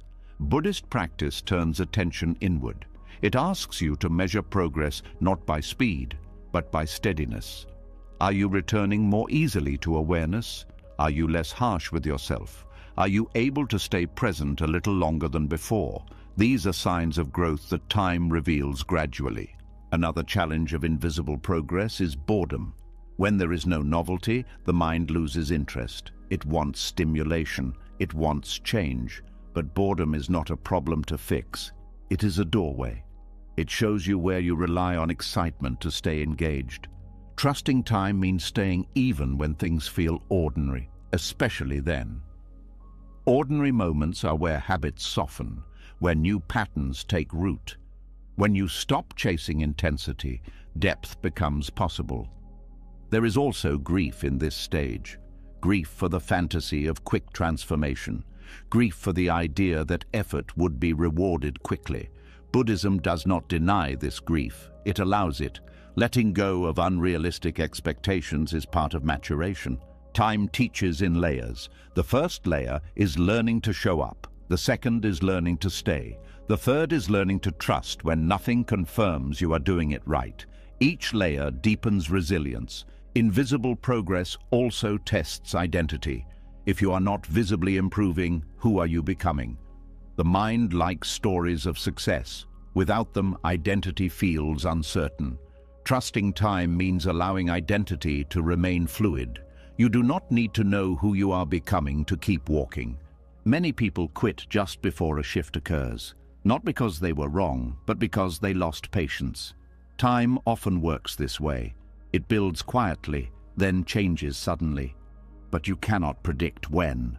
Trust is staying without knowing. Buddhist teachings often emphasize continuity, not intensity. You do not need to practice perfectly. You need to practice consistently. Small efforts repeated over time reshape the mind. When progress is invisible, consistency feels harder. There is no emotional reward, no excitement. This is where discipline becomes gentle rather than forceful. You continue because you value the practice, not because it feels good. Trusting time also changes your relationship with effort. You stop overexerting. You stop pushing for results. You settle into a sustainable rhythm. This rhythm protects you from burnout. There is wisdom in recognizing that some growth cannot be rushed without breaking something. Forcing insight often leads to confusion. Allowing time creates integration. Time also reveals what is truly aligned. What is not meant for you often falls away when it does not deepen over time. What remains quietly strengthens. Another aspect of trusting time is learning to sit with doubt without acting on it. Doubt will arise, especially when nothing seems to change. You do not suppress it. You do not obey it. You let it be present while you continue. This teaches you that doubt is not a signal to stop. It is a signal to stay attentive. Doubt does not disappear with answers. It softens with experience. Trusting time also builds humility. You accept that you do not control the pace of transformation. You cooperate with it.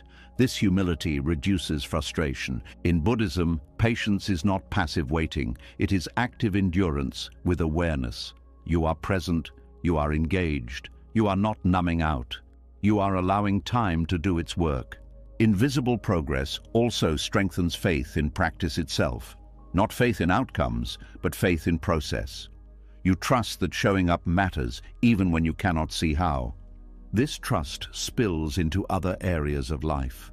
You become less reactive to slow results, less desperate for immediate validation.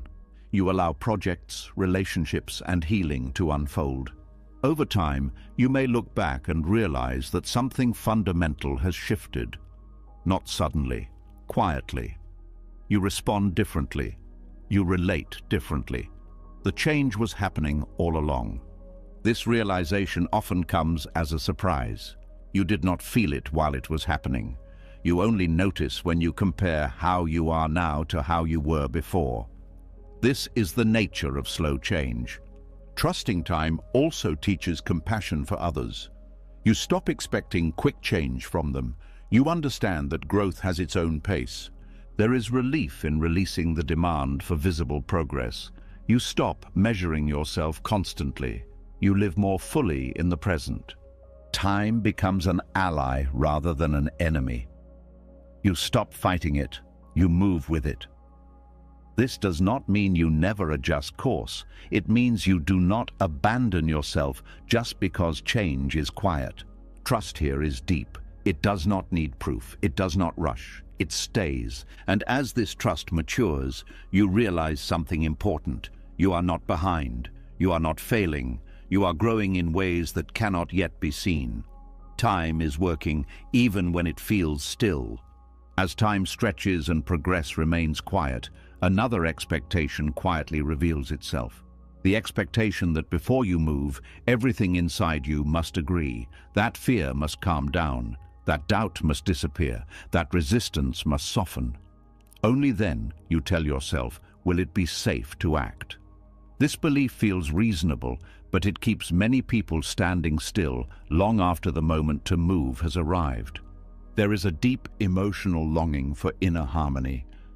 We want a clear yes inside, a feeling of alignment, a sense that all parts of us are on board. When that does not happen, we assume it is a sign to wait. But Buddhist understanding gently challenges this assumption. It shows that inner consensus is rare, temporary, and often unnecessary. Human experience is not a committee that votes unanimously. It is a collection of voices, impulses, memories, fears, and hopes. Some parts want safety, some want growth, some want rest, some want movement. Waiting for all of them to agree before acting often means waiting forever. Acting without internal consensus is not about ignoring yourself. It is about understanding yourself more honestly. You recognize that fear can be present without being in charge. That doubt can speak without having the final word. That resistance can exist without stopping movement. Buddhist practice recognizes that the mind is not a single voice. Thoughts arise and pass. Emotions fluctuate. Sensations change. If you wait for a permanent internal state before acting, you will be waiting for something that does not exist. Trust in this context is the willingness to move forward while parts of you protest. Not violently, not forcefully, but steadily. You acknowledge the fear, you feel the doubt, you notice the resistance, and you act anyway, guided by values rather than comfort. This is a difficult practice because it goes against the belief that peace must come before action. Buddhism suggests the opposite is often true. Peace sometimes follows action, not immediately, but gradually, as the nervous system learns that movement did not destroy you. Fear often speaks the loudest just before growth. It is not a signal that something is wrong. It is a signal that something unfamiliar is happening. When you treat fear as a stop sign, your world shrinks. When you treat it as information, your world expands. Acting without internal consensus requires discernment. You are not suppressing inner voices. You are listening without obeying all of them. You differentiate between voices that protect and voices that paralyze. This takes practice. One way this practice develops is by identifying what truly guides you. Not what feels easiest, but what matters. Values provide direction when emotions are divided. You may feel afraid and still choose honesty. You may feel uncertain and still choose kindness. Values do not eliminate fear. They give you something to stand on. Many people confuse discomfort with misalignment. They assume that if something feels uncomfortable, it must be wrong. But growth often feels uncomfortable because it disrupts familiarity. Acting without internal consensus helps you distinguish between discomfort that signals harm and discomfort that signals expansion. This practice also changes how you relate to doubt. Doubt is often treated as an enemy, something to overcome. Buddhism treats doubt as a natural part of inquiry. It becomes problematic only when it becomes a reason to freeze. When you act with doubt present, you learn something important. Doubt does not vanish when you wait. It often grows. Action, even imperfect action, provides new information that quiets doubt more effectively than thinking ever could. Resistance is another inner voice that often demands obedience.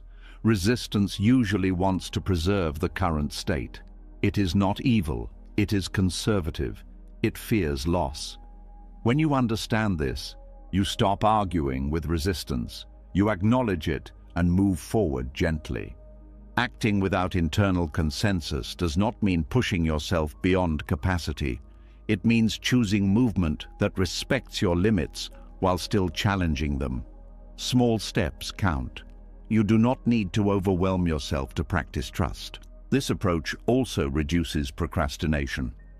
Procrastination is often a strategy to avoid internal conflict. If you delay, you do not have to confront fear or doubt. Acting despite conflict breaks this pattern. You learn that you can function even when things inside feel messy. Buddhist teachings often emphasize right effort. Right effort is not forcing harmony. It is sustaining movement with care. You act, you observe, you adjust. You do not demand emotional perfection. This practice also deepens compassion for yourself. You stop shaming yourself for feeling conflicted. You accept that complexity is part of being human. This acceptance reduces inner violence. When you act without internal consensus, you also stop over-identifying with emotions. You realize that emotions are weather, not commands. They pass. You remain. This realization builds confidence. Not the confidence that you will feel good, but the confidence that you can act even when you do not. This is a powerful form of trust. Many people wait for motivation before acting. Motivation is unreliable, it comes and goes. Acting without internal consensus teaches you to rely on commitment instead. Commitment is quieter, steadier, and less dependent on mood. This shift changes how you experience responsibility. You stop blaming your inaction on how you feel. You take ownership of your choices. This ownership is empowering, not burdensome.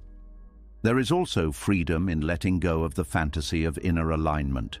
You stop trying to fix yourself before living. You accept that life is lived amid tension, not after it resolves. This practice also makes you more tolerant of others. You understand that people often act while conflicted. You stop expecting perfect clarity from them. You offer patience. Acting without internal consensus also reduces fear of regret. When you know that fear and doubt were present, you do not later blame yourself for not feeling sure. You acted with honesty. That matters. Buddhism does not promise that acting through inner conflict will always feel good. It promises that it will be honest. Honesty builds integrity. Integrity builds trust. Over time, you may notice that inner harmony appears more often after you act, not because you forced it, but because the system settles once it sees that action is survivable. This does not mean conflict disappears forever. It means you stop needing its absence as a condition for living. Acting without internal consensus also aligns with trusting time. You do not wait for a future version of yourself. You act as you are. This practice is especially important when progress is invisible. You continue even when doubt questions the point. You trust that movement itself is meaningful. As you continue walking this way, trust becomes less about how you feel and more about what you do. You trust your capacity to act with care even when the inner landscape is unsettled. Eventually, something shifts. You no longer expect your inner world to be calm before you live. You live and allow calm to come and go. This does not make life easier. It makes it real. You stop postponing your life until conditions are perfect. You meet life where you are, and in doing so, you discover a deeper trust. Not trust that fear will disappear, but trust that fear does not have to disappear for you to move forward. As you learn to move forward without inner agreement, another confusion quietly surfaces. You begin to loosen your grip. You stop forcing certainty. You stop trying to control every internal state. And then a new question appears, subtle but important. If I am not controlling, am I giving up? If I am not pushing, am I becoming passive? This is where many people misunderstand trust and unknowingly slide into stagnation. There is a thin emotional line between surrender and resignation, and from the outside they can look the same. Both involve letting go. Both involve acceptance. But inside, they are completely different experiences. One is alive, the other is numb. One is rooted in trust, the other is rooted in defeat. Surrender, in the Buddhist sense, does not mean stopping engagement. It means releasing the illusion of control while remaining fully present. Resignation, on the other hand, is the collapse of agency. It is the moment you stop believing your actions matter. When trust is confused with passivity, movement slows, curiosity fades, and life becomes something that happens to you rather than something you participate in. Many people arrive at resignation unintentionally. They hear teachings about letting go and misinterpret them as instructions to stop trying. They confuse non-attachment with indifference. They tell themselves that effort is ego, that desire is wrong, that action is forcing. Over time, this misunderstanding drains vitality. Buddhist trust does not ask you to stop acting. It asks you to stop clinging to outcomes. There is a difference. You still show up, you still respond, you still make choices, but you no longer demand that life follow your script. Control is often driven by fear, fear of loss, fear of uncertainty, fear of being wrong. When you try to control life, you are trying to reduce fear by narrowing possibilities. But this narrowing comes at a cost. You lose flexibility, you lose responsiveness, you become rigid. Non-control is not the absence of action. It is the absence of force. You act without gripping. You choose without insisting. You move without trying to dominate the process. This allows life to meet you halfway. Resignation feels heavy. The body slumps. The breath is shallow. There is a sense of giving up, even if you tell yourself you are being spiritual. Surrender feels open. The body remains upright. The breath is steady. There is energy available, even in difficulty. Learning to tell the difference requires honesty. You have to ask yourself what your letting go actually feels like. Does it bring clarity or dullness? Does it create space or numbness? Does it invite engagement or withdrawal? Trust as non-control means accepting that you cannot manage every variable while still honoring your role in the unfolding. You stop trying to guarantee outcomes, but you do not stop caring. Care remains central. This distinction matters because resignation often hides behind wisdom language. People say things like "it is what it is" or "there is nothing I can do," when what they really mean is "I am afraid to try again." Buddhism does not encourage this collapse. It encourages courage without control. Surrender is an active state. It requires attention. You stay aware of what is happening. You adjust your response as conditions change. You are involved, but not attached. Resignation is passive. Attention drifts. You stop checking in, you stop responding. You assume nothing will change, so why bother? One of the reasons people slide into resignation is exhaustion. After trying to control everything for so long, letting go can feel like relief. But relief is not the same as trust. Relief fades. Trust steadies. Buddhist practice supports surrender by strengthening presence. When you are present, you are not passive. You are awake. You notice what is needed. You respond appropriately. Presence keeps surrender from becoming resignation. Non-control also requires humility. You admit that you do not know how things will unfold. But humility does not mean helplessness. It means cooperation. You work with conditions rather than against them. This approach changes how you experience effort. Effort becomes lighter. You stop overexerting. You stop pushing beyond what is skillful. You apply energy where it matters, and you rest where it does not. Resignation often comes with bitterness, a sense that life has disappointed you. Surrender does not carry bitterness. It carries acceptance without collapse.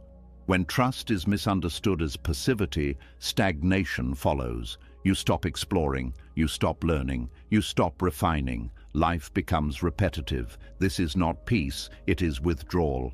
Buddhist trust encourages continual engagement. The practice never ends. You keep observing, you keep adjusting, you keep responding. Letting go of control does not mean letting go of responsibility. Responsibility in this sense means responsibility, the ability to respond to what is here. You do not respond by forcing outcomes. You respond by aligning with reality. This is especially important when things are difficult. When circumstances do not change, resignation says nothing matters. Surrender says, this is what is happening, how will I meet it? The difference shows up in small moments. When something goes wrong, resignation sighs and shuts down. Surrender pauses, breathes, and chooses the next appropriate action. Trust as non-control also changes how you relate to desire. Desire is often seen as the enemy in spiritual practice. But Buddhism does not ask you to eliminate desire. It asks you to understand it. Desire becomes problematic when it turns into clinging. You can want change without demanding it. You can hope without insisting. You can act without gripping. This balance keeps desire from hardening into control. Resignation often masquerades as acceptance, but acceptance without engagement is incomplete. True acceptance includes response. Non-control also protects you from burnout. When you stop trying to manage everything, energy returns. You stop fighting reality. This frees resources for wise action. Many people fear that if they stop controlling, things will fall apart. Buddhism offers a different perspective. Things are already changing. Control only creates the illusion of stability. Surrender allows you to move with change rather than resist it. This movement keeps you alive and responsive. Trust as non-control also deepens compassion. When you stop trying to control others, you listen more. You respect autonomy. You allow people to be who they are. Resignation, on the other hand, often leads to disengagement from others. You stop caring because caring feels futile. Surrender keeps care alive without attachment. You care deeply without trying to manage outcomes. This distinction is crucial in long-term challenges. When change is slow or impossible, resignation numbs. Surrender adapts. You find new ways to relate, new ways to respond. Buddhist teachings emphasize the middle way. Not forcing, not collapsing. Engaged non-control sits in this middle. This way requires practice. You will sometimes mistake resignation for surrender. The body will tell you, pay attention to energy, to aliveness, to presence. Trust is not about letting life roll over you. It is about standing upright without trying to dominate. As you continue walking this path, you realize that non-control does not mean doing nothing. It means doing what is appropriate without insisting it work a certain way. This frees you from the emotional roller coaster of success and failure. You act because it is right to act, not because you need a specific result. Stagnation dissolves when surrender is understood correctly. Movement returns, curiosity returns, engagement returns. Trust matures here. It is no longer confused with passivity. It becomes a dynamic relationship with life. You stop forcing, you stop giving up, you participate, and in that participation you discover something important. Letting go of control does not shrink your life, it opens it. As control loosens without collapsing into passivity, trust moves into a more delicate territory. It is no longer just about how you relate to uncertainty or effort. It begins to affect how you relate to people. Choices become clearer internally, but externally they create friction. Expectations surface, roles tighten, Disappointment appears in faces you care about. This is where trust becomes relational and where many people quietly abandon themselves to keep peace. There is a deep emotional charge around disappointing others. For many, it feels dangerous. It threatens belonging, approval, identity.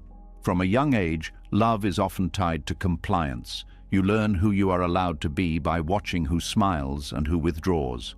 Over time, expectations harden into invisible contracts. You play your part, and in return, you are accepted. Trusting your path disrupts these contracts, not out of rebellion, but out of honesty.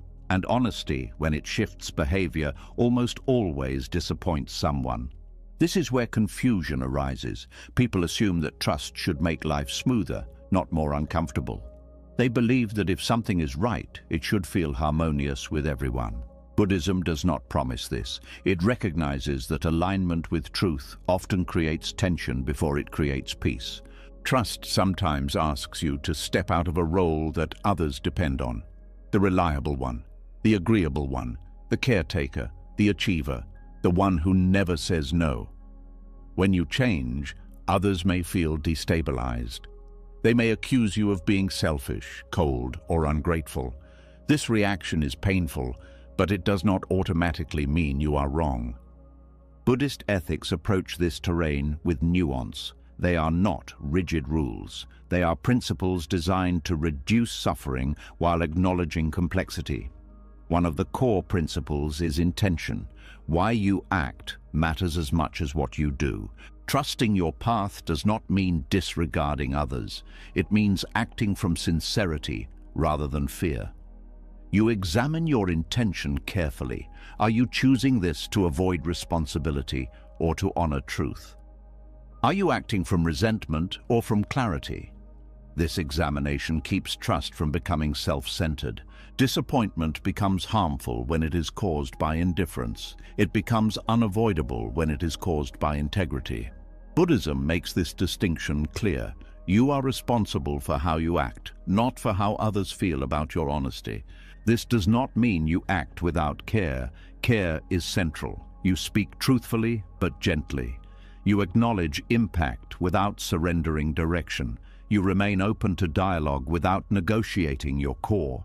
Relational tension is not a sign of failure. It is often a sign that something real is happening. When you stop performing expected roles, relationships must renegotiate themselves. Some adapt, some do not. This is painful, but it is also clarifying. Many people stay trapped in lives that no longer fit because they fear disappointing others more than disappointing themselves.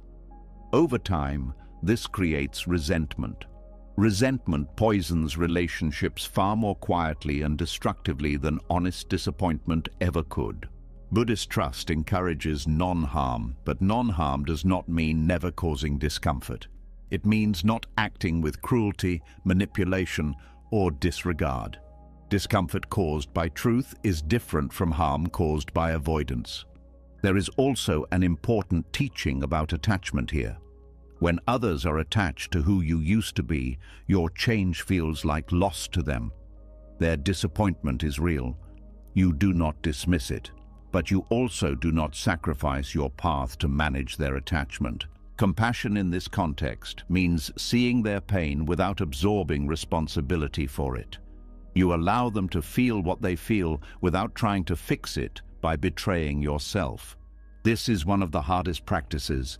The nervous system wants relief. Relief often comes from giving in, saying yes when you mean no, staying when you are done, shrinking to fit. Buddhism recognizes this impulse and gently challenges it. Trust asks you to tolerate relational discomfort without turning against yourself. You breathe, you listen, you speak honestly. You do not rush to repair by self-erasure. This practice also reveals the difference between harmony and peace. Harmony is agreement. Peace is integrity. Sometimes you must choose peace over harmony, knowing harmony may return later in a deeper form. Buddhist ethics emphasize right speech. Right speech includes truth, but also timing and tone. You do not weaponize honesty. You do not dramatize. You do not explain excessively to seek approval. You speak simply and clearly. Over-explaining is often a sign of guilt. You try to justify your path so others will accept it. But trust does not require permission. Excessive explanation can dilute clarity and invite negotiation where none is needed. Another subtle challenge is guilt. Guilt arises when you believe you are responsible for others' disappointment. Buddhism distinguishes guilt from remorse. Remorse acknowledges impact and motivates care. Guilt collapses the self and leads to compliance. Trust allows remorse without guilt. You can regret causing pain without believing you are wrong for being honest. This balance preserves dignity. Disappointing others also tests your boundaries. Boundaries are not walls. They are clarity about what you will and will not do. Trust strengthens boundaries because you are no longer shaping yourself around expectations. When boundaries are new, others may push against them. This is normal. They are adjusting. Trust means holding steady without aggression. Some relationships will deepen through this process. When people see that your choices are consistent and sincere, trust grows. Others may fall away. This loss hurts, but it also reveals which connections were dependent on performance. Buddhist teachings accept impermanence in relationships. Not all bonds are meant to last forever. Trusting this reduces clinging and bitterness. There is also a teaching about role suffering. Many people suffer not because of what they do, but because of who they believe they must be. When you step out of a role, suffering surfaces before it dissolves, both for you and for others. Trust means staying present through this transition. You do not rush to redefine yourself for others. You allow the dust to settle. Disappointing others also invites humility. You may realize that some of their feedback is valid. Trust does not mean stubbornness. You listen, you reflect, you adjust where appropriate, but you do not abandon your core direction. This balance is subtle. It requires ongoing attention. Buddhist practice supports this through mindfulness and ethical reflection. You check in regularly. Is this action reducing suffering overall? Is it aligned with care? Trust also asks you to accept that you cannot be fully understood by everyone. Some people will interpret your choices through their own fears. You let that be. Letting others be disappointed does not mean you stop loving them. Love does not require agreement. It requires honesty and respect.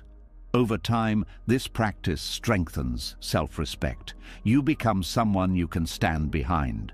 This self-respect is felt by others, even if they resist it at first. Trusting your path in relationships is one of the most courageous acts. It risks misunderstanding, it risks loss, but it also makes genuine connection possible, because connection built on performance is fragile. Connection built on truth is resilient. Buddhist trust does not promise relational ease, it promises integrity. Integrity reduces long-term suffering, even when it creates short-term discomfort. As you continue walking, you realize that disappointing others does not mean betraying them. It means refusing to betray yourself. And from that place, something stabilizes. You stand more upright, you speak more clearly, you relate more honestly. Trust matures here. It is no longer just internal, it is lived in relationship. And while not everyone will stay, the ones who do will meet you as you are, not as who you were pretending to be. After you learn that trust may disappoint others, something inside you becomes quieter. You stop performing as much. You stop negotiating your path for approval. You start living with more honesty, and in that honesty, a new emptiness is revealed. Not a bad emptiness, but a space where you used to reach outward, a space where you used to look for signs, for proof, for a signal from life that you are doing the right thing. Without those signals, the ordinary moment can feel too plain, almost suspicious. This is where trust becomes even more subtle, because it asks you to stop searching and start resting. Most people do not struggle because they lack meaning. They struggle because they believe meaning must arrive in special packaging, a perfect sign, a coincidence that feels magical, a clear confirmation, a moment that tells them, yes, you are on track. When these moments do not appear, they feel lost. When they do appear, they feel briefly relieved, and then the hunger returns. The mind keeps reaching for the next sign. Buddhist trust does not reject the beauty of meaningful moments, but it refuses to make peace dependent on them. It teaches that the present moment is sufficient, not because it is perfect, but because it is what is real.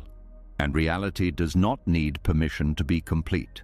Trusting the ordinary moment means releasing the habit of treating life like a puzzle you must solve. It means letting go of the need for external confirmation and learning to meet what is here without asking it to be more dramatic, more inspiring, more obvious. This is difficult because the mind is addicted to stimulation. It wants novelty. It wants emotional peaks. It wants certainty delivered in a way that feels undeniable. Ordinary moments do not provide this. They provide something else. Quiet truth, breath, sensation, light on a wall, the sound of a distant car, the steady existence of your own body. These things are not exciting, but they are stable. When you treat the ordinary moment as insufficient, you create a constant restlessness. You are always waiting for life to become meaningful, instead of noticing that meaning is already present in the texture of experience. Buddhism calls this craving. Craving is not only about wanting objects, it is about wanting the present to be different. The search for signs is often a refined form of craving. You want reassurance, but you want it to feel spiritual, special, destined.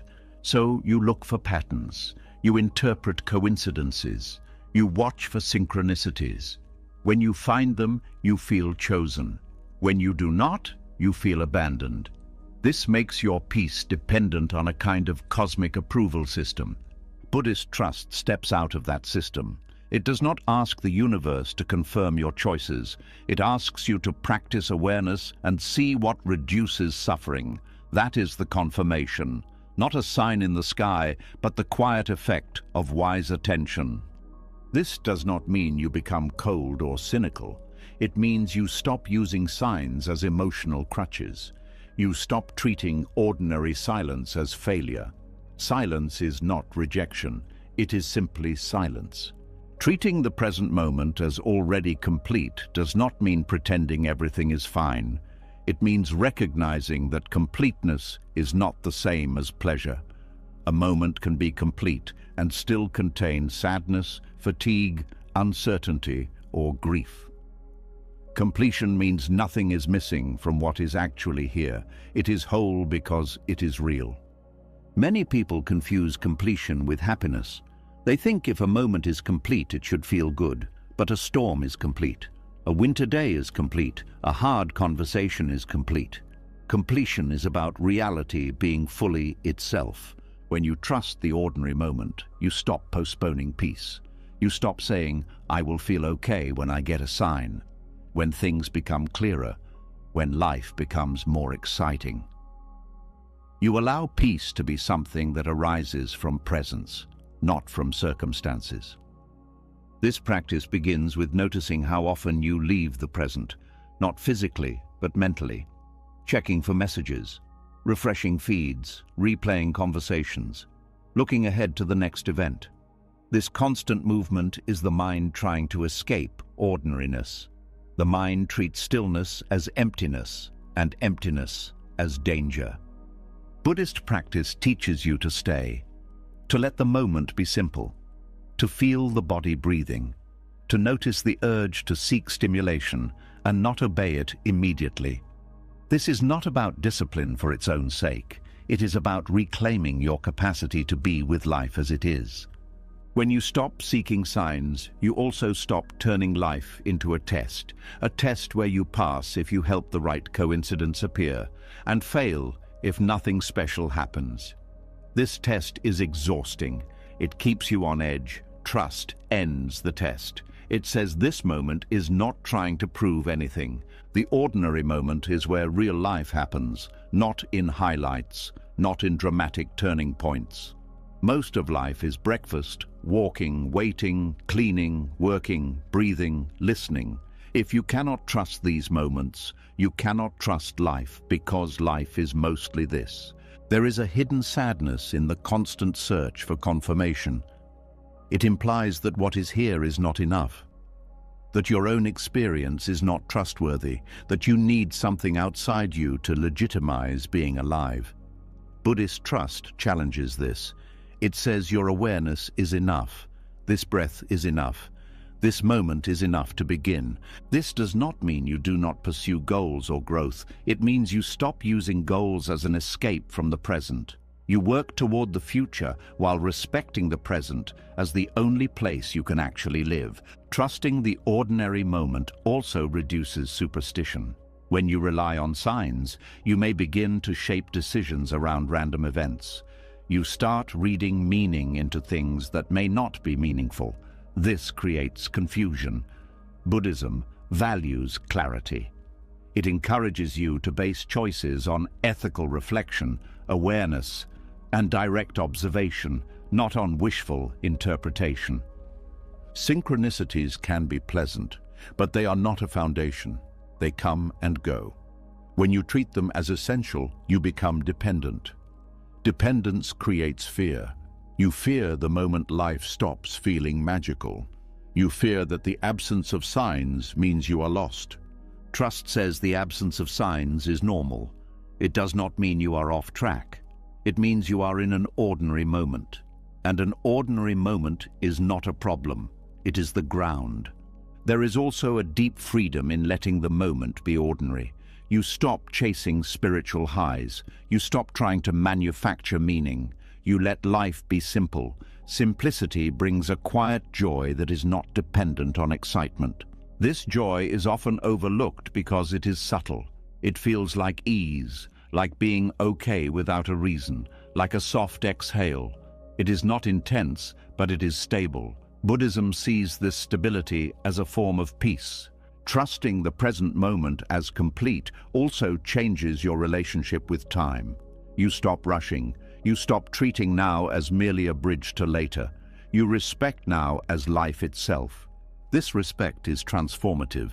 You begin to listen more carefully. You notice details. You become more responsive. You are not living in anticipation. You are living. There is also an ethical dimension here. When you stop seeking signs for yourself, you become more available to the reality of others. You stop using the world as a mirror for your personal story. You see people more clearly. You notice suffering and kindness in ordinary interactions. This grounds compassion. Buddhism teaches that awakening is not found in special experiences. It is found in seeing clearly. Seeing clearly requires staying close to ordinary reality. When you chase the extraordinary, you miss what is in front of you. Trusting the ordinary moment also reduces fear of boredom. Boredom is often the mind's protest against simplicity. It says, "This is not enough." But when you stay with boredom, it often reveals deeper feelings: restlessness, loneliness, unprocessed grief. Signs and stimulation often mask these feelings. Ordinary moments bring them into view. This is not a punishment, it is an opportunity. When you stop escaping into signs, you meet what has been waiting to be felt. This meeting is part of trust.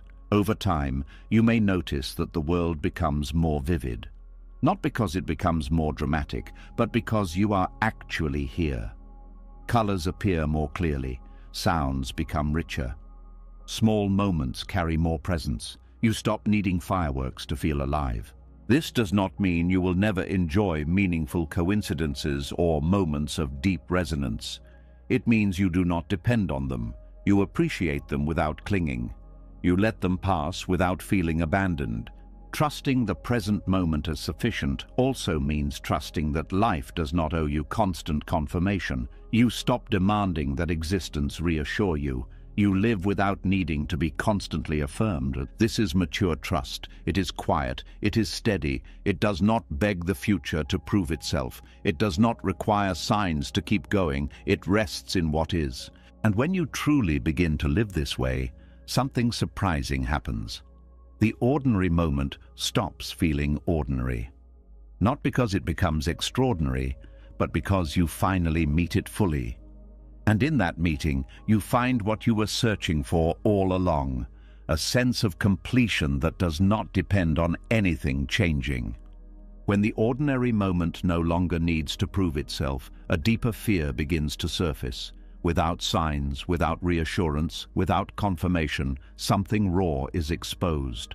A quiet thought rises from underneath everything else. What if no one is holding me? What if there is no safety net? What if I step forward and nothing catches me? This fear is not dramatic, it is primal, and it is one of the last places where trust is asked to grow. Most people carry an unspoken assumption that somewhere, somehow, support will appear. That if things fall apart, help will arrive. That effort will be met. That meaning will rescue them. This assumption is rarely examined until it starts to dissolve, and when it does, fear floods in. Not fear of failure, but fear of abandonment by life itself. Buddhism does not rush to soothe this fear. It does not promise that something will always catch you. It does not offer guarantees. Instead, it offers something quieter and more honest. The understanding that fear of being unsupported is part of being alive, and that courage is not the absence of this fear, but the willingness to walk with it.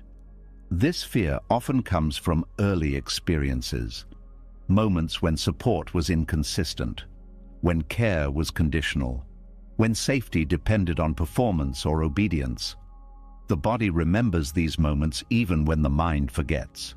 So when you face uncertainty now, the nervous system reacts as if history is repeating itself. It tells you that stepping forward without assurance is dangerous. Buddhist practice does not dismiss this reaction. It works with it slowly. It begins by acknowledging that fear is not irrational. It is protective. It wants to keep you safe. But it does not always know what safety actually is. Safety, as the mind defines it, often means certainty, control, and external support. Buddhism offers a different definition.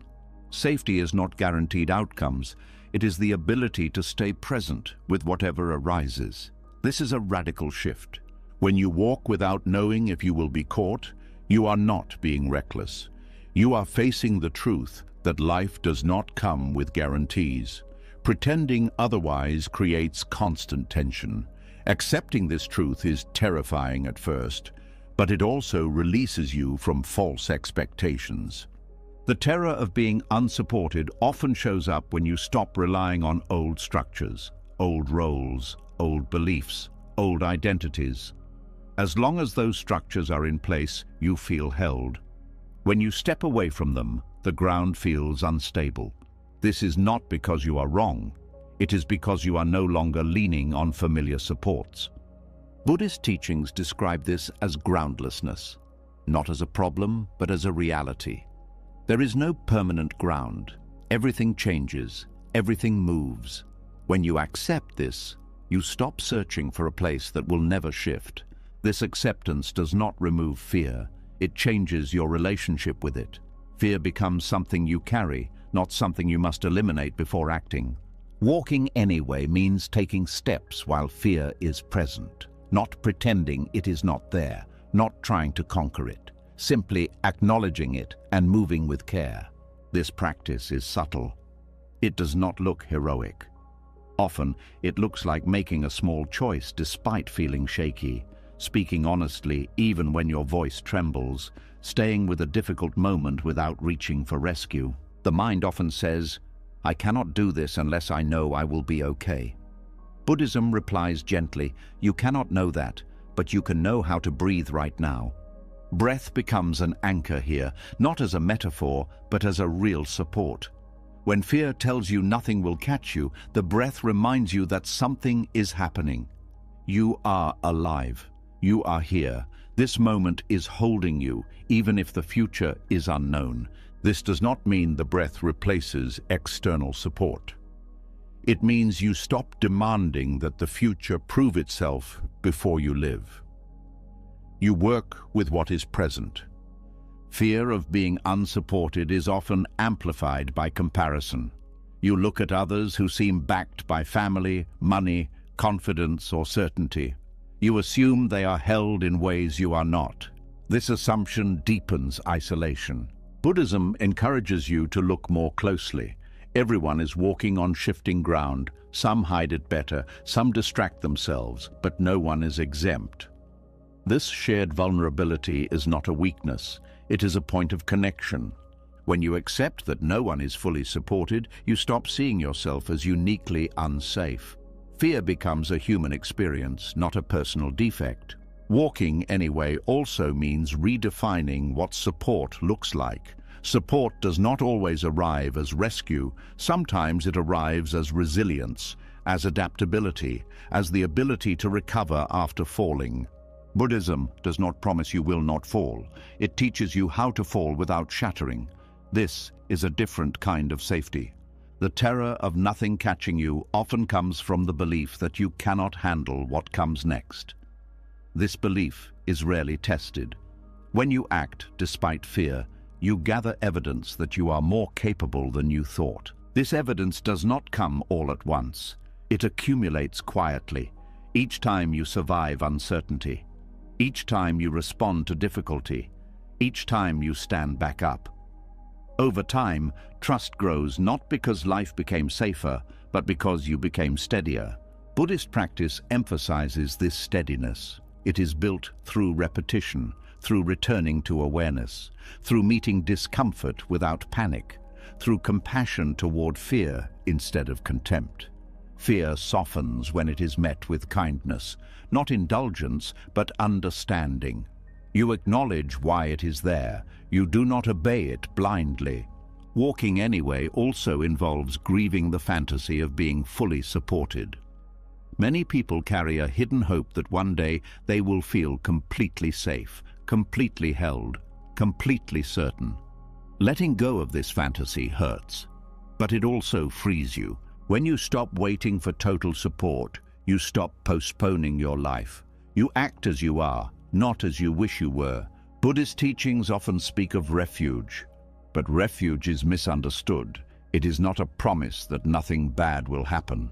It is a practice of returning to awareness, ethics, and compassion when things do happen. Your refuge is not the future. It is your capacity to meet the present. This understanding changes how you relate to risk. Risk becomes unavoidable, not something to eliminate. You choose risks consciously rather than being paralyzed by them. Walking anyway does not mean ignoring practical considerations. You still plan, you still prepare, but you do not wait for emotional certainty before acting. Fear may never fully leave, but it no longer dictates your choices. Another aspect of this practice is letting go of the belief that support must look a certain way. Sometimes support arrives after the step, not before it. Sometimes it arrives internally, not externally. Sometimes it arrives as learning rather than comfort. When you demand support in advance, you close yourself to these forms. Walking anyway keeps you open. There is also a humility here. You admit that you do not know how things will unfold. You stop pretending to have control. This humility is not weakness. It is honesty. Honesty creates trust. You trust yourself because you are not lying to yourself about guarantees. Over time, fear becomes less dramatic. It still appears, but it does not dominate. You recognize it as a companion, not a commander. This does not mean life becomes easy. It means you stop expecting it to be. Buddhism does not offer a safety net. It offers training in awareness, training in compassion, training in responding wisely. This training is what catches you, not by preventing falls, but by teaching you how to land. As you continue walking without assurance, you discover something quietly profound. You are already doing what you feared you could not do. You are moving forward without being fully supported, and you are still here. This realization does not eliminate fear. It changes your relationship with it. Fear becomes something you can carry without stopping. Trust matures here. It is no longer hope that someone will catch you. It is confidence that you can walk even if no one does. And in that confidence, you find a deeper kind of support, not promised, not guaranteed, but lived step by step, breath by breath, exactly as you are. After walking without guarantees, after learning that nothing may catch you and still moving forward, a strange inner state often appears. Not fear, not certainty either. Something softer and more unsettling, confusion, thoughts no longer line up. Old explanations stop working, direction feels blurred. The mind asks, did I miss something? Did I take a wrong turn? Am I falling behind? This is the moment where many people turn back. But this is not a detour. This is the path showing itself in a different form. Confusion has a bad reputation.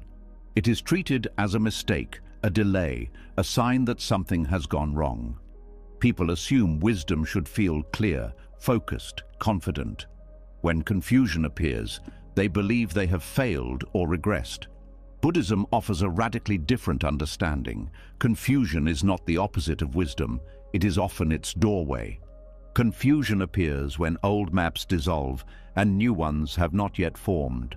It arises when familiar frameworks can no longer contain your experience. This is not collapse, it is transition. But because transition lacks structure, the mind panics. It wants something solid to hold. When it cannot find it, it assumes danger. Buddhist teachings recognize confusion as a natural phase of learning, not intellectual learning, but lived understanding. When insight deepens, it often destabilizes what you thought you knew. Certainty cracks, identity loosens, direction becomes unclear. This disorientation is not a mistake. It is evidence that something real is shifting. Many people try to escape confusion as quickly as possible. They look for answers. They adopt new beliefs. They cling to old roles. They distract themselves, anything to regain a sense of orientation. But in doing so, they often interrupt a process that needs time. Trusting confusion means allowing yourself to not know without interpreting that as failure. It means staying present in the fog without demanding immediate clarity.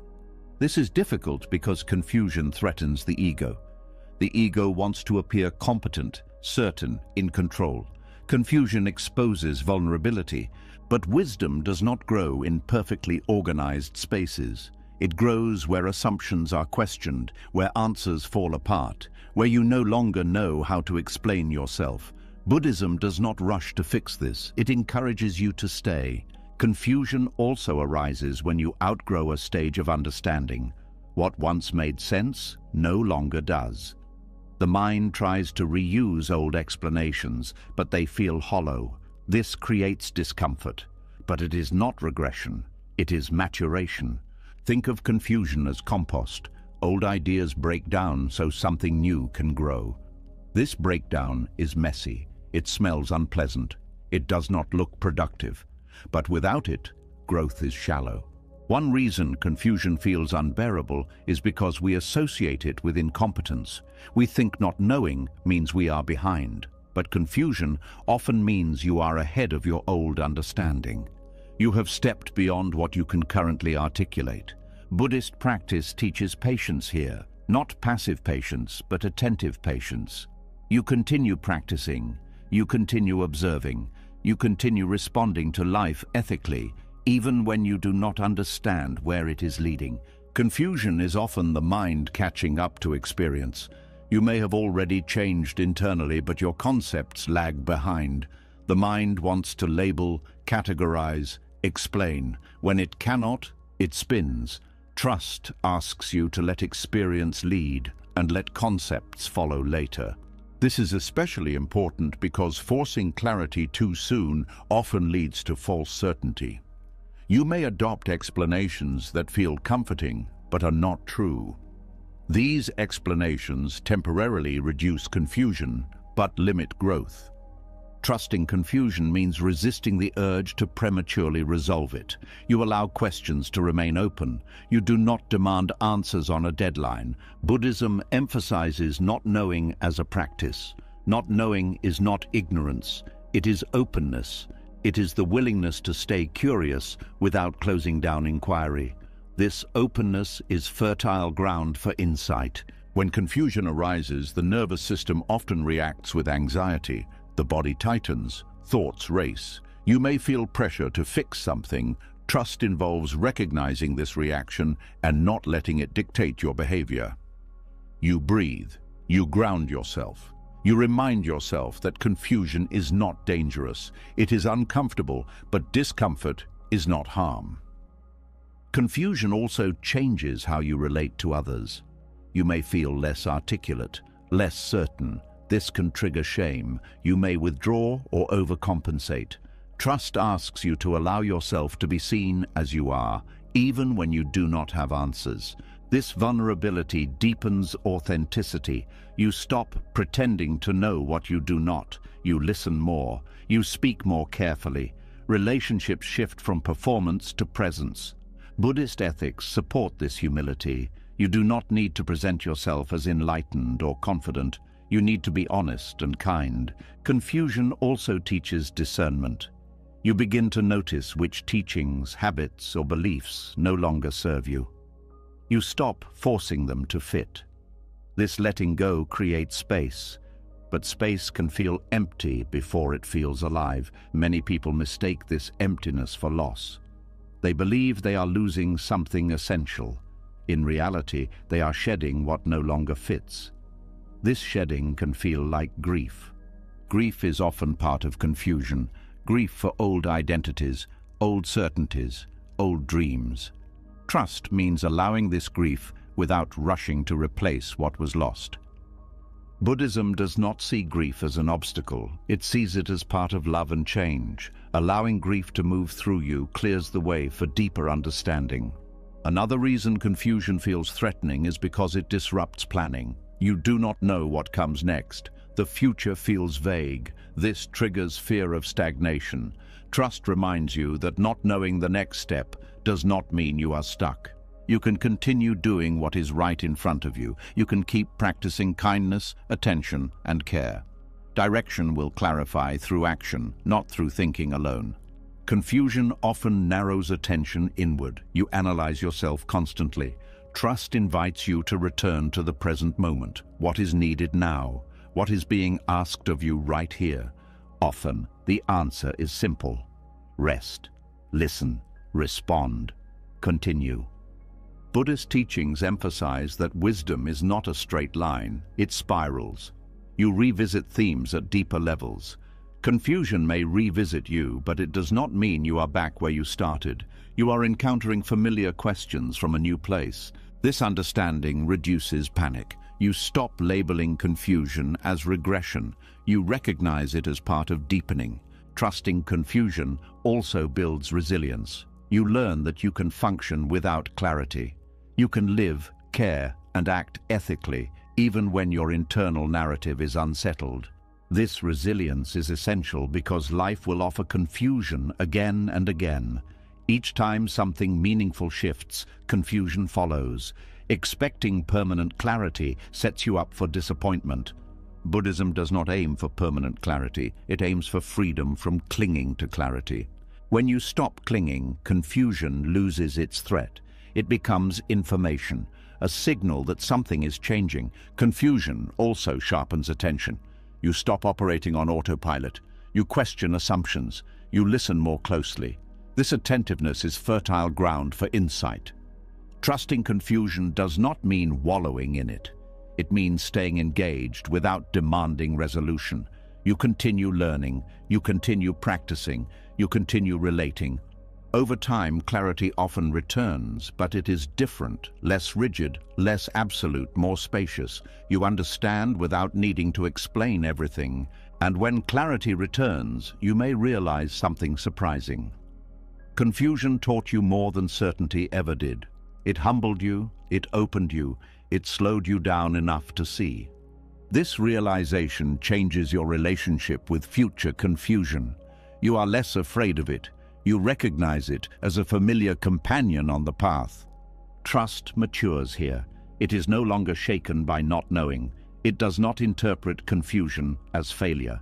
You stop asking what went wrong and start asking what is unfolding. And in that shift, confusion transforms. It is no longer a detour. It is part of the terrain. You keep walking. Not because you understand, but because you trust that understanding will arrive when it is ready. And until then, you are allowed to be exactly where you are. As confusion softens and stops being treated like a mistake, another need quietly loosens its grip. The need to explain yourself. The need to know who you are becoming. The need to picture a future version of yourself that makes all this uncertainty feel justified. When that picture fades, something tender is exposed. A humility that feels both freeing and unsettling. The humility of not knowing who you will be on the other side.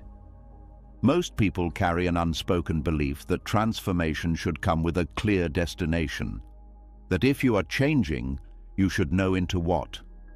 That growth should move toward a recognizable identity, a better version, a healed version, a wiser version.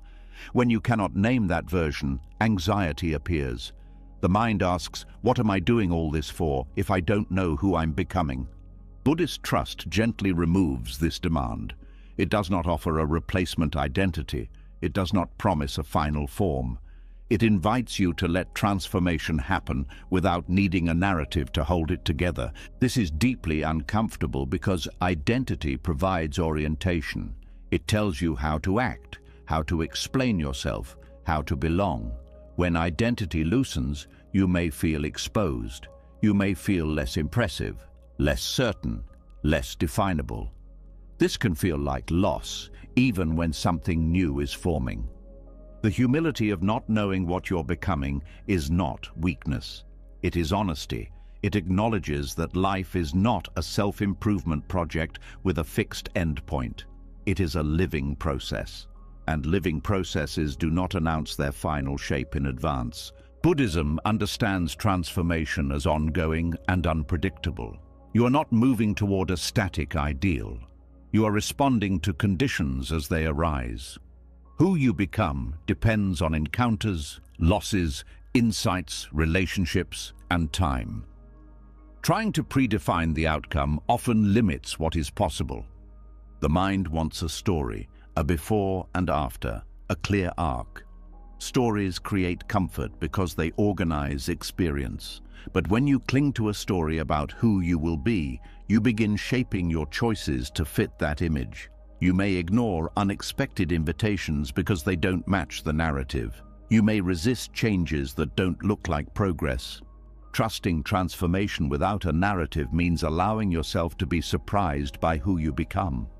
It means accepting that growth may not look admirable or coherent from the outside.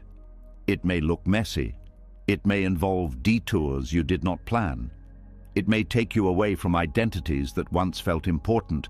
This humility also dismantles comparison. When you don't know who you're becoming, you stop measuring yourself against others' outcomes. You stop asking whether you are ahead or behind. You recognize that everyone's transformation unfolds differently, shaped by unique conditions. Many people struggle with this because they believe they need to justify their uncertainty. They feel pressure to explain what they are doing with their lives. When they cannot, they feel inadequate. Buddhist trust loosens this pressure. It allows you to say, "I don't know yet," and not treat that as failure. This not knowing creates space, space for learning, space for listening, space for responding more accurately to the present rather than to an imagined future. There is also an ethical dimension here. When you do not cling to a fixed idea of who you are becoming, you are more open to feedback. You can admit mistakes. You can change course. You are less defensive. Identity rigidity often blocks growth because it must be protected. Humility keeps growth fluid. You remain teachable. You do not assume you have arrived. You do not cling to spiritual achievements or self-concepts. Buddhism warns against this kind of clinging. Even wisdom can become an obstacle if you identify with it too strongly.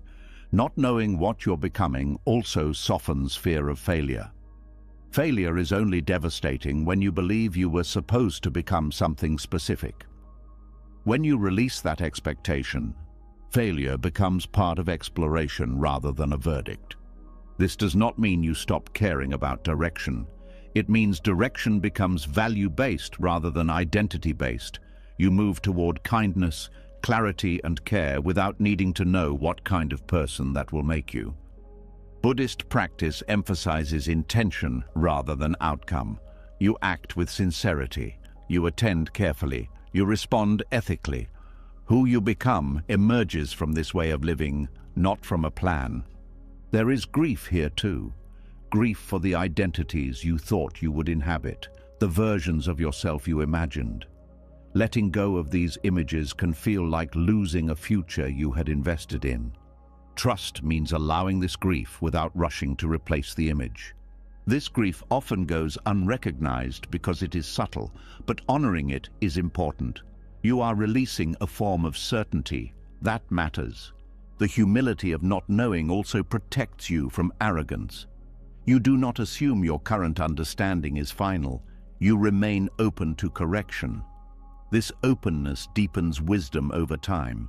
It also deepens compassion. When you accept your own becoming as uncertain, you are less likely to judge others for being unfinished. You recognize that everyone is in process. This recognition softens relationships.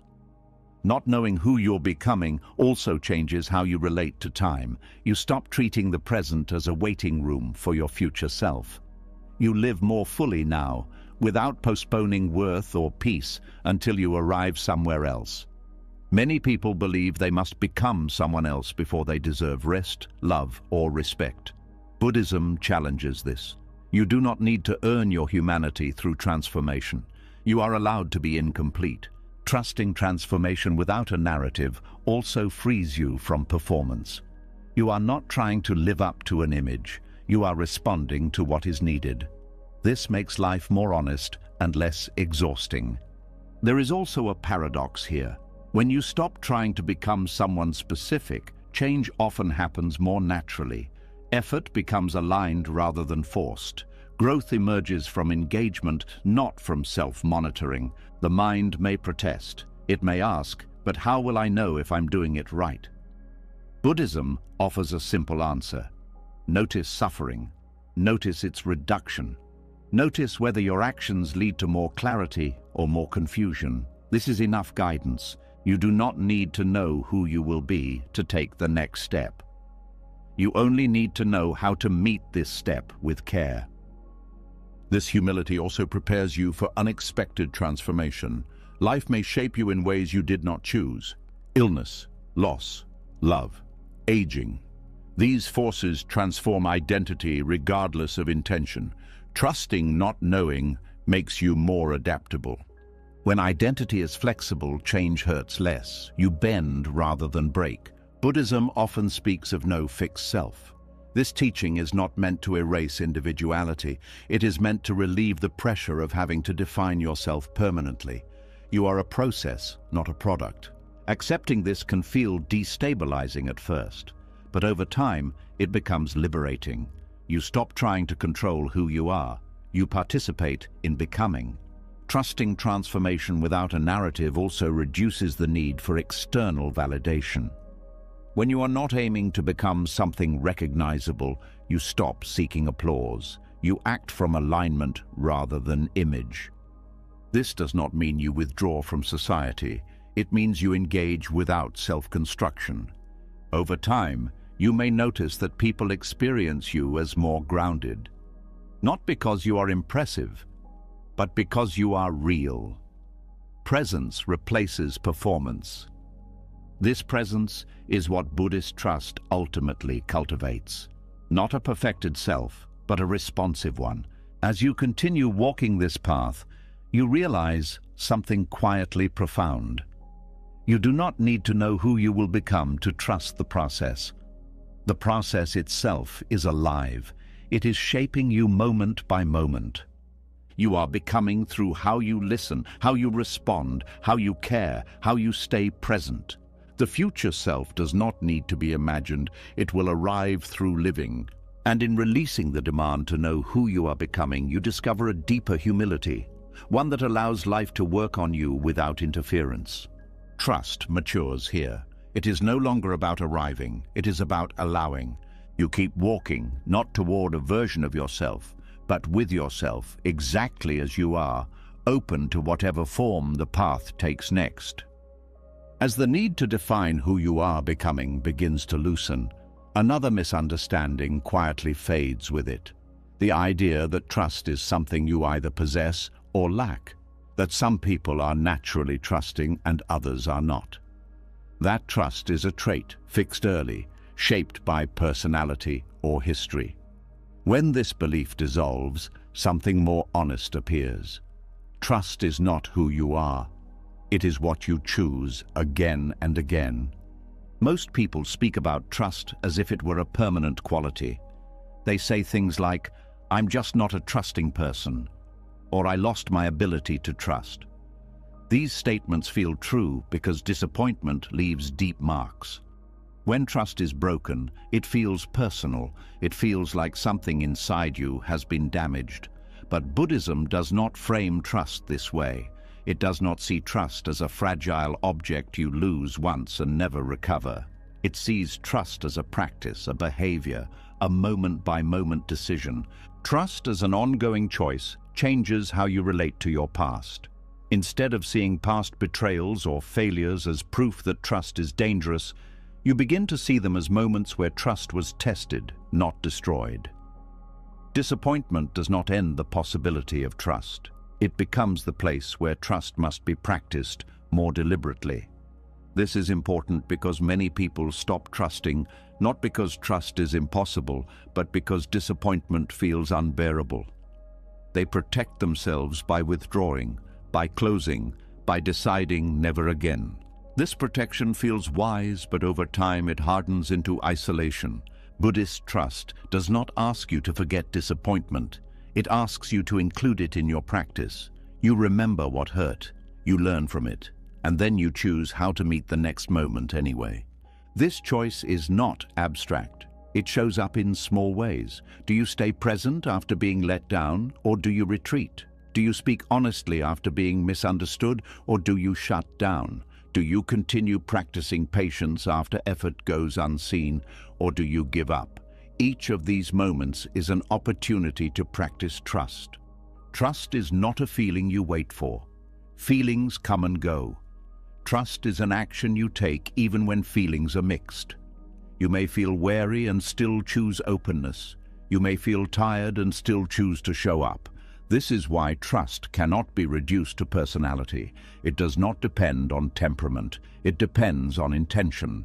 Buddhist practice emphasizes repetition. You return to the breath again and again. You return to awareness again and again. Trust works the same way. You return to it after every disappointment, not because you feel confident, but because you value engagement over withdrawal.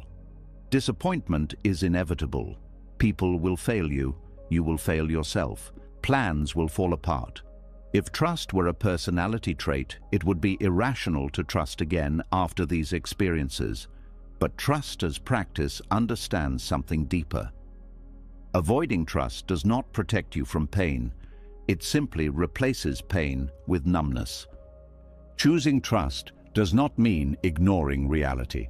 It means acknowledging reality fully and still deciding how you want to live. You do not trust blindly. You trust consciously. This conscious trust is grounded in discernment. You learn where trust is appropriate and where boundaries are needed. Trust is not indiscriminate openness. It is a skillful response to conditions. Buddhist trust grows alongside wisdom. Wisdom helps you see patterns. It helps you recognize when trust has been misplaced and when it is being withheld out of fear rather than clarity. This discernment develops over time. Trust, as practice, also changes how you view setbacks. When something goes wrong, you no longer interpret it as proof that trust was foolish. You see it as part of the learning process. You adjust without condemning yourself. This reduces shame. Shame often follows disappointment because people believe they should have known better. Trust as practice removes this self-blame. You did what you could with what you knew. Now you choose how to proceed. Another misunderstanding is that trust should feel easy if it is right. Buddhism challenges this. Trust often feels difficult, especially after disappointment. Ease is not the measure of trust. Commitment is. Commitment here does not mean stubbornness. It means a willingness to keep engaging with life even when it hurts. This engagement is what keeps the heart alive. Trust as an ongoing choice also means you allow trust to fluctuate. Some days it is strong, some days it is fragile. You do not judge yourself for this. You meet each day honestly. This honesty prevents trust from becoming performative. You do not pretend to be more open than you are. You act within your capacity while gently expanding it. Buddhist teachings often emphasize beginning again. No matter how many times you wander, you return. Trust follows the same rhythm. You lose it, you find it, you lose it again. Each return strengthens the practice. This perspective is liberating. You stop measuring yourself by how trusting you feel. You measure yourself by how willing you are to return after closing. Trusting again after disappointment does not erase memory. You remember what happened. Memory informs wisdom. But memory does not dictate your future. There is also compassion here. You recognize that distrust often arises from hurt. When you choose trust again, you are not betraying yourself. You are caring for the part of you that still wants connection. Trust as practice also applies to trusting yourself. After making mistakes, many people stop trusting their judgment. They become overly cautious or indecisive. Buddhism encourages a different response. You learn from mistakes without losing confidence in your ability to learn. Self-trust is rebuilt through action. You make small choices. You observe the outcome. You adjust. Over time, confidence returns not because you avoid mistakes, but because you know you can respond to them. Trust as an ongoing choice also reframes healing. Healing is not the elimination of mistrust. It is the capacity to notice mistrust and choose engagement anyway. This is especially important in long-term practice. There will be periods when trust feels thin, when doubt dominates, when enthusiasm fades. Trust as a trait would fail here. Trust as practice continues. Buddhism does not expect constant faith. It expects honesty. You admit when trust is hard. You stay present with that difficulty. And when possible, you choose one small act of trust. This act might be as simple as continuing to practice, continuing to listen, continuing to breathe. Trust does not always look dramatic. Often, it looks like persistence. Over time, this persistence reshapes identity. You may begin to see yourself as someone who returns rather than someone who never falls. This identity is more resilient. Trust as practice also reduces cynicism. Cynicism often arises after repeated disappointment. It feels intelligent. It feels protective. But it isolates. Practicing trust keeps cynicism from becoming your default. This does not make you naive. It makes you flexible. You respond rather than withdraw. Buddhist trust also recognizes that some disappointments take time to integrate. You do not rush yourself to trust again. You allow healing to unfold. Practice respects pacing. Trusting again does not mean reopening old wounds recklessly.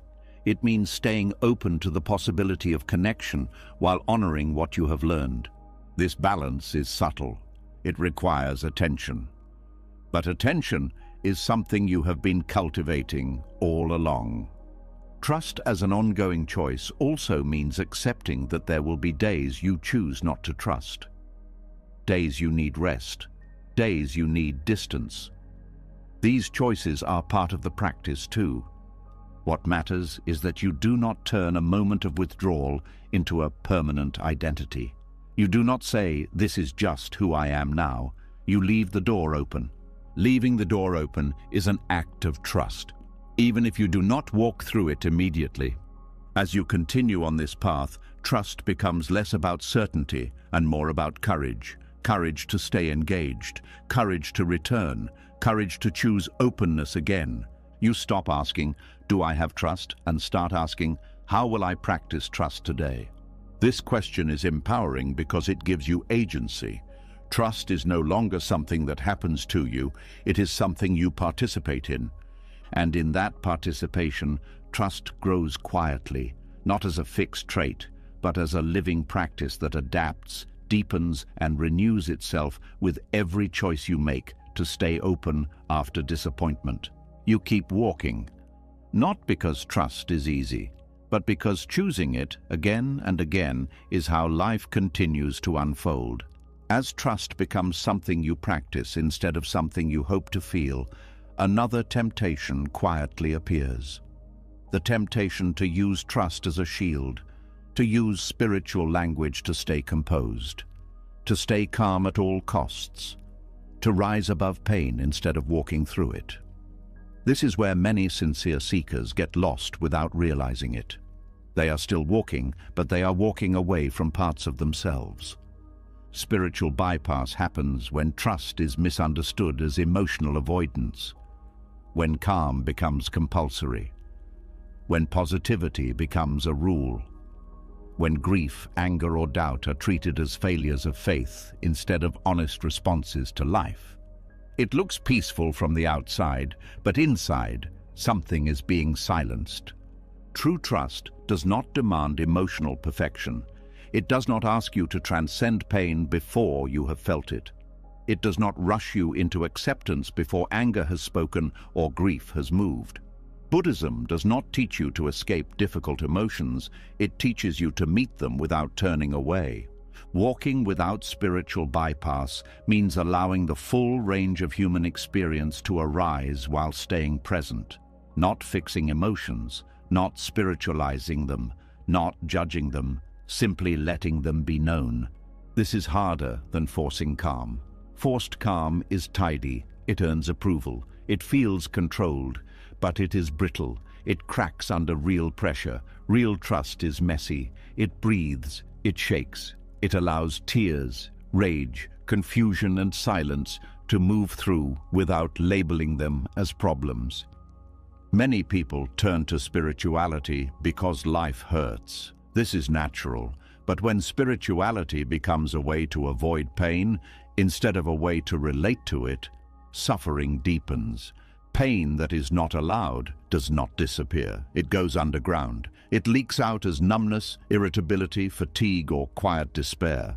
Buddhist practice is grounded in honesty. The first truth it offers is not peace, it is suffering, not as a failure, but as a fact. Trust begins by acknowledging this fact without trying to improve it. Walking without bypass means you stop asking emotions to justify themselves. You do not ask grief to hurry. You do not ask anger to soften before it is understood. You do not ask doubt to disappear so you can feel spiritual again. Instead, you stay. You feel. You listen. Grief is one of the most bypassed emotions. People rush to acceptance. They say everything happens for a reason. They look for lessons too quickly. But grief needs space. It needs time. It needs to be felt in the body. Buddhism does not offer shortcuts here. It allows grief to unfold at its own pace. Trusting life does not mean trusting that loss is good. It means trusting that you can stay present with loss without being destroyed by it. This is a profound difference. Anger is another emotion often rejected in spiritual spaces. It is labeled unskillful, egoic, or negative. But anger carries information. It points to violated boundaries, unmet needs, or injustice. When anger is bypassed, those signals are ignored. When anger is met with awareness, it becomes clarity rather than harm. Buddhist teachings do not ask you to act out of anger. They ask you to understand it, to feel it fully without letting it dictate behavior. This requires trust. Trust that awareness is strong enough to hold intensity. Doubt is also frequently bypassed. People believe trust should eliminate doubt. When doubt arises, they assume something is wrong. But doubt is not the enemy of trust. It is part of inquiry. It keeps you honest. It prevents blind belief. Walking without bypass means allowing doubt to coexist with practice. You do not need certainty to continue. You need sincerity. Forcing positivity is one of the most subtle forms of bypass. You tell yourself to focus on the good, to stay grateful, to reframe everything. Gratitude is powerful, but when it is used to suppress pain, it becomes toxic. It invalidates real experience. True trust does not require you to feel good about everything. It allows you to feel what you feel and still stay engaged with life. This engagement is what distinguishes trust from avoidance. You do not retreat into spiritual ideas to escape discomfort. You bring awareness into discomfort. Buddhism emphasizes mindfulness not as relaxation, but as clear seeing. Clear seeing includes unpleasant sensations, difficult emotions, and uncomfortable truths. Trust is the willingness to see clearly without flinching. Walking without bypass also means letting emotions change naturally. You do not cling to them. You do not push them away. You allow movement. Emotions are processes, not states to manage. When emotions are allowed, they complete themselves. When they are resisted, they linger. Many people fear that allowing grief or anger will overwhelm them. This fear is understandable, but bypass does not prevent overwhelm. It delays it. Trusting presence teaches you that emotions rise and fall when they are met with awareness. This does not mean you expose yourself to intensity without support. Buddhism values wise containment. You ground yourself, you return to the breath, you seek community when needed. Trust does not mean isolation. Walking without bypass also reveals hidden expectations. Expectations that trust should make you serene, that practice should make you unshakable. These expectations create shame when reality does not match the image. Shame is a sign of bypass. It tells you that some part of you is unacceptable. Buddhism rejects this. No part of experience is excluded from awareness. Trust is inclusive. It includes sorrow and joy, strength and fragility, certainty and doubt. This inclusivity creates resilience. You stop fearing emotions because you stop treating them as threats. They become visitors rather than invaders. Another aspect of bypass is spiritual comparison. You look at others who seem calm and assume you are failing. This comparison feeds self-rejection. Trust asks you to stay with your own experience, not someone else's image. Walking without bypass also changes how you speak. You stop using spiritual language to minimize pain. You speak plainly, honestly. You say, "This hurts." You say, "I am angry." You say, "I do not know." This honesty deepens connection. Buddhist ethics support this honesty. Right speech is not about sounding enlightened. It is about being truthful and kind. True trust also allows joy without guilt. When you stop bypassing pain, you also stop suppressing pleasure. You feel more fully across the spectrum. Walking without bypass means trusting that you do not need to curate your inner life. You do not need to edit yourself to be worthy. This trust is embodied. It is felt in the willingness to breathe through discomfort, to stay present when emotions peak, to let the nervous system learn that intensity is survivable. Over time, emotions lose their grip, not because you mastered them, but because you stopped fighting them. Spiritual bypass often comes from a desire to be good, evolved, or healed. Trust lets go of this performance. You stop trying to arrive. You stay where you are. Buddhism teaches that liberation is not found by rejecting parts of experience, but by understanding them. Understanding requires contact. Walking without bypass also honors trauma. Trauma cannot be bypassed. It must be met slowly, safely, with care. Trust does not force healing, it allows it. This practice requires patience. There is no schedule for emotional truth. Trust respects timing. When you allow grief, anger, and doubt, you also allow wisdom to deepen. These emotions teach. They refine compassion. They sharpen clarity. Trust becomes grounded here, not in calmness, but in capacity. Capacity to feel. Capacity to stay. Capacity to respond wisely. You stop using spirituality as a way out. You use it as a way in. This does not make life easier. It makes it real. Walking without bypass means trusting that truth, even when painful, is more healing than comfort built on denial. As you continue walking this way, something steadies. You no longer fear your inner world. You no longer rush to fix it. You let it move. This is true trust. Not trust that everything will be fine, but trust that you can meet what is not fine without abandoning yourself. And in that trust, something profound happens. You become more alive, more honest, more compassionate. You are no longer walking above your life. You are walking inside it, step by step, emotion by emotion, without bypass, without pretending, fully present. You've seen it now. Trust was never about certainty, signs, or safety nets. It was never about having the answers, fixing yourself, or arriving at some perfected version of who you should be. Trust was always quieter than that. It was learning to walk while unfinished, letting mistakes teach instead of punish, acting without guarantees, staying when discomfort asks you to run, listening to the body when the mind argues, allowing doubt, grief, and confusion to be part of wisdom, not proof of failure, moving forward even when nothing confirms you are doing it right. Trust is not knowing where the path leads. Trust is choosing the next step anyway. If something in you feels steadier right now, even without answers, that's not clarity arriving. That's trust beginning to live in your body. If this message met you where you are, write "I'm still walking" in the comments. It tells me you didn't just listen, you stayed. And if you want more teachings like this, grounded, honest, and free from false comfort, subscribe to the channel and stay with us. The path continues, and you don't have to walk it alone. Until next time.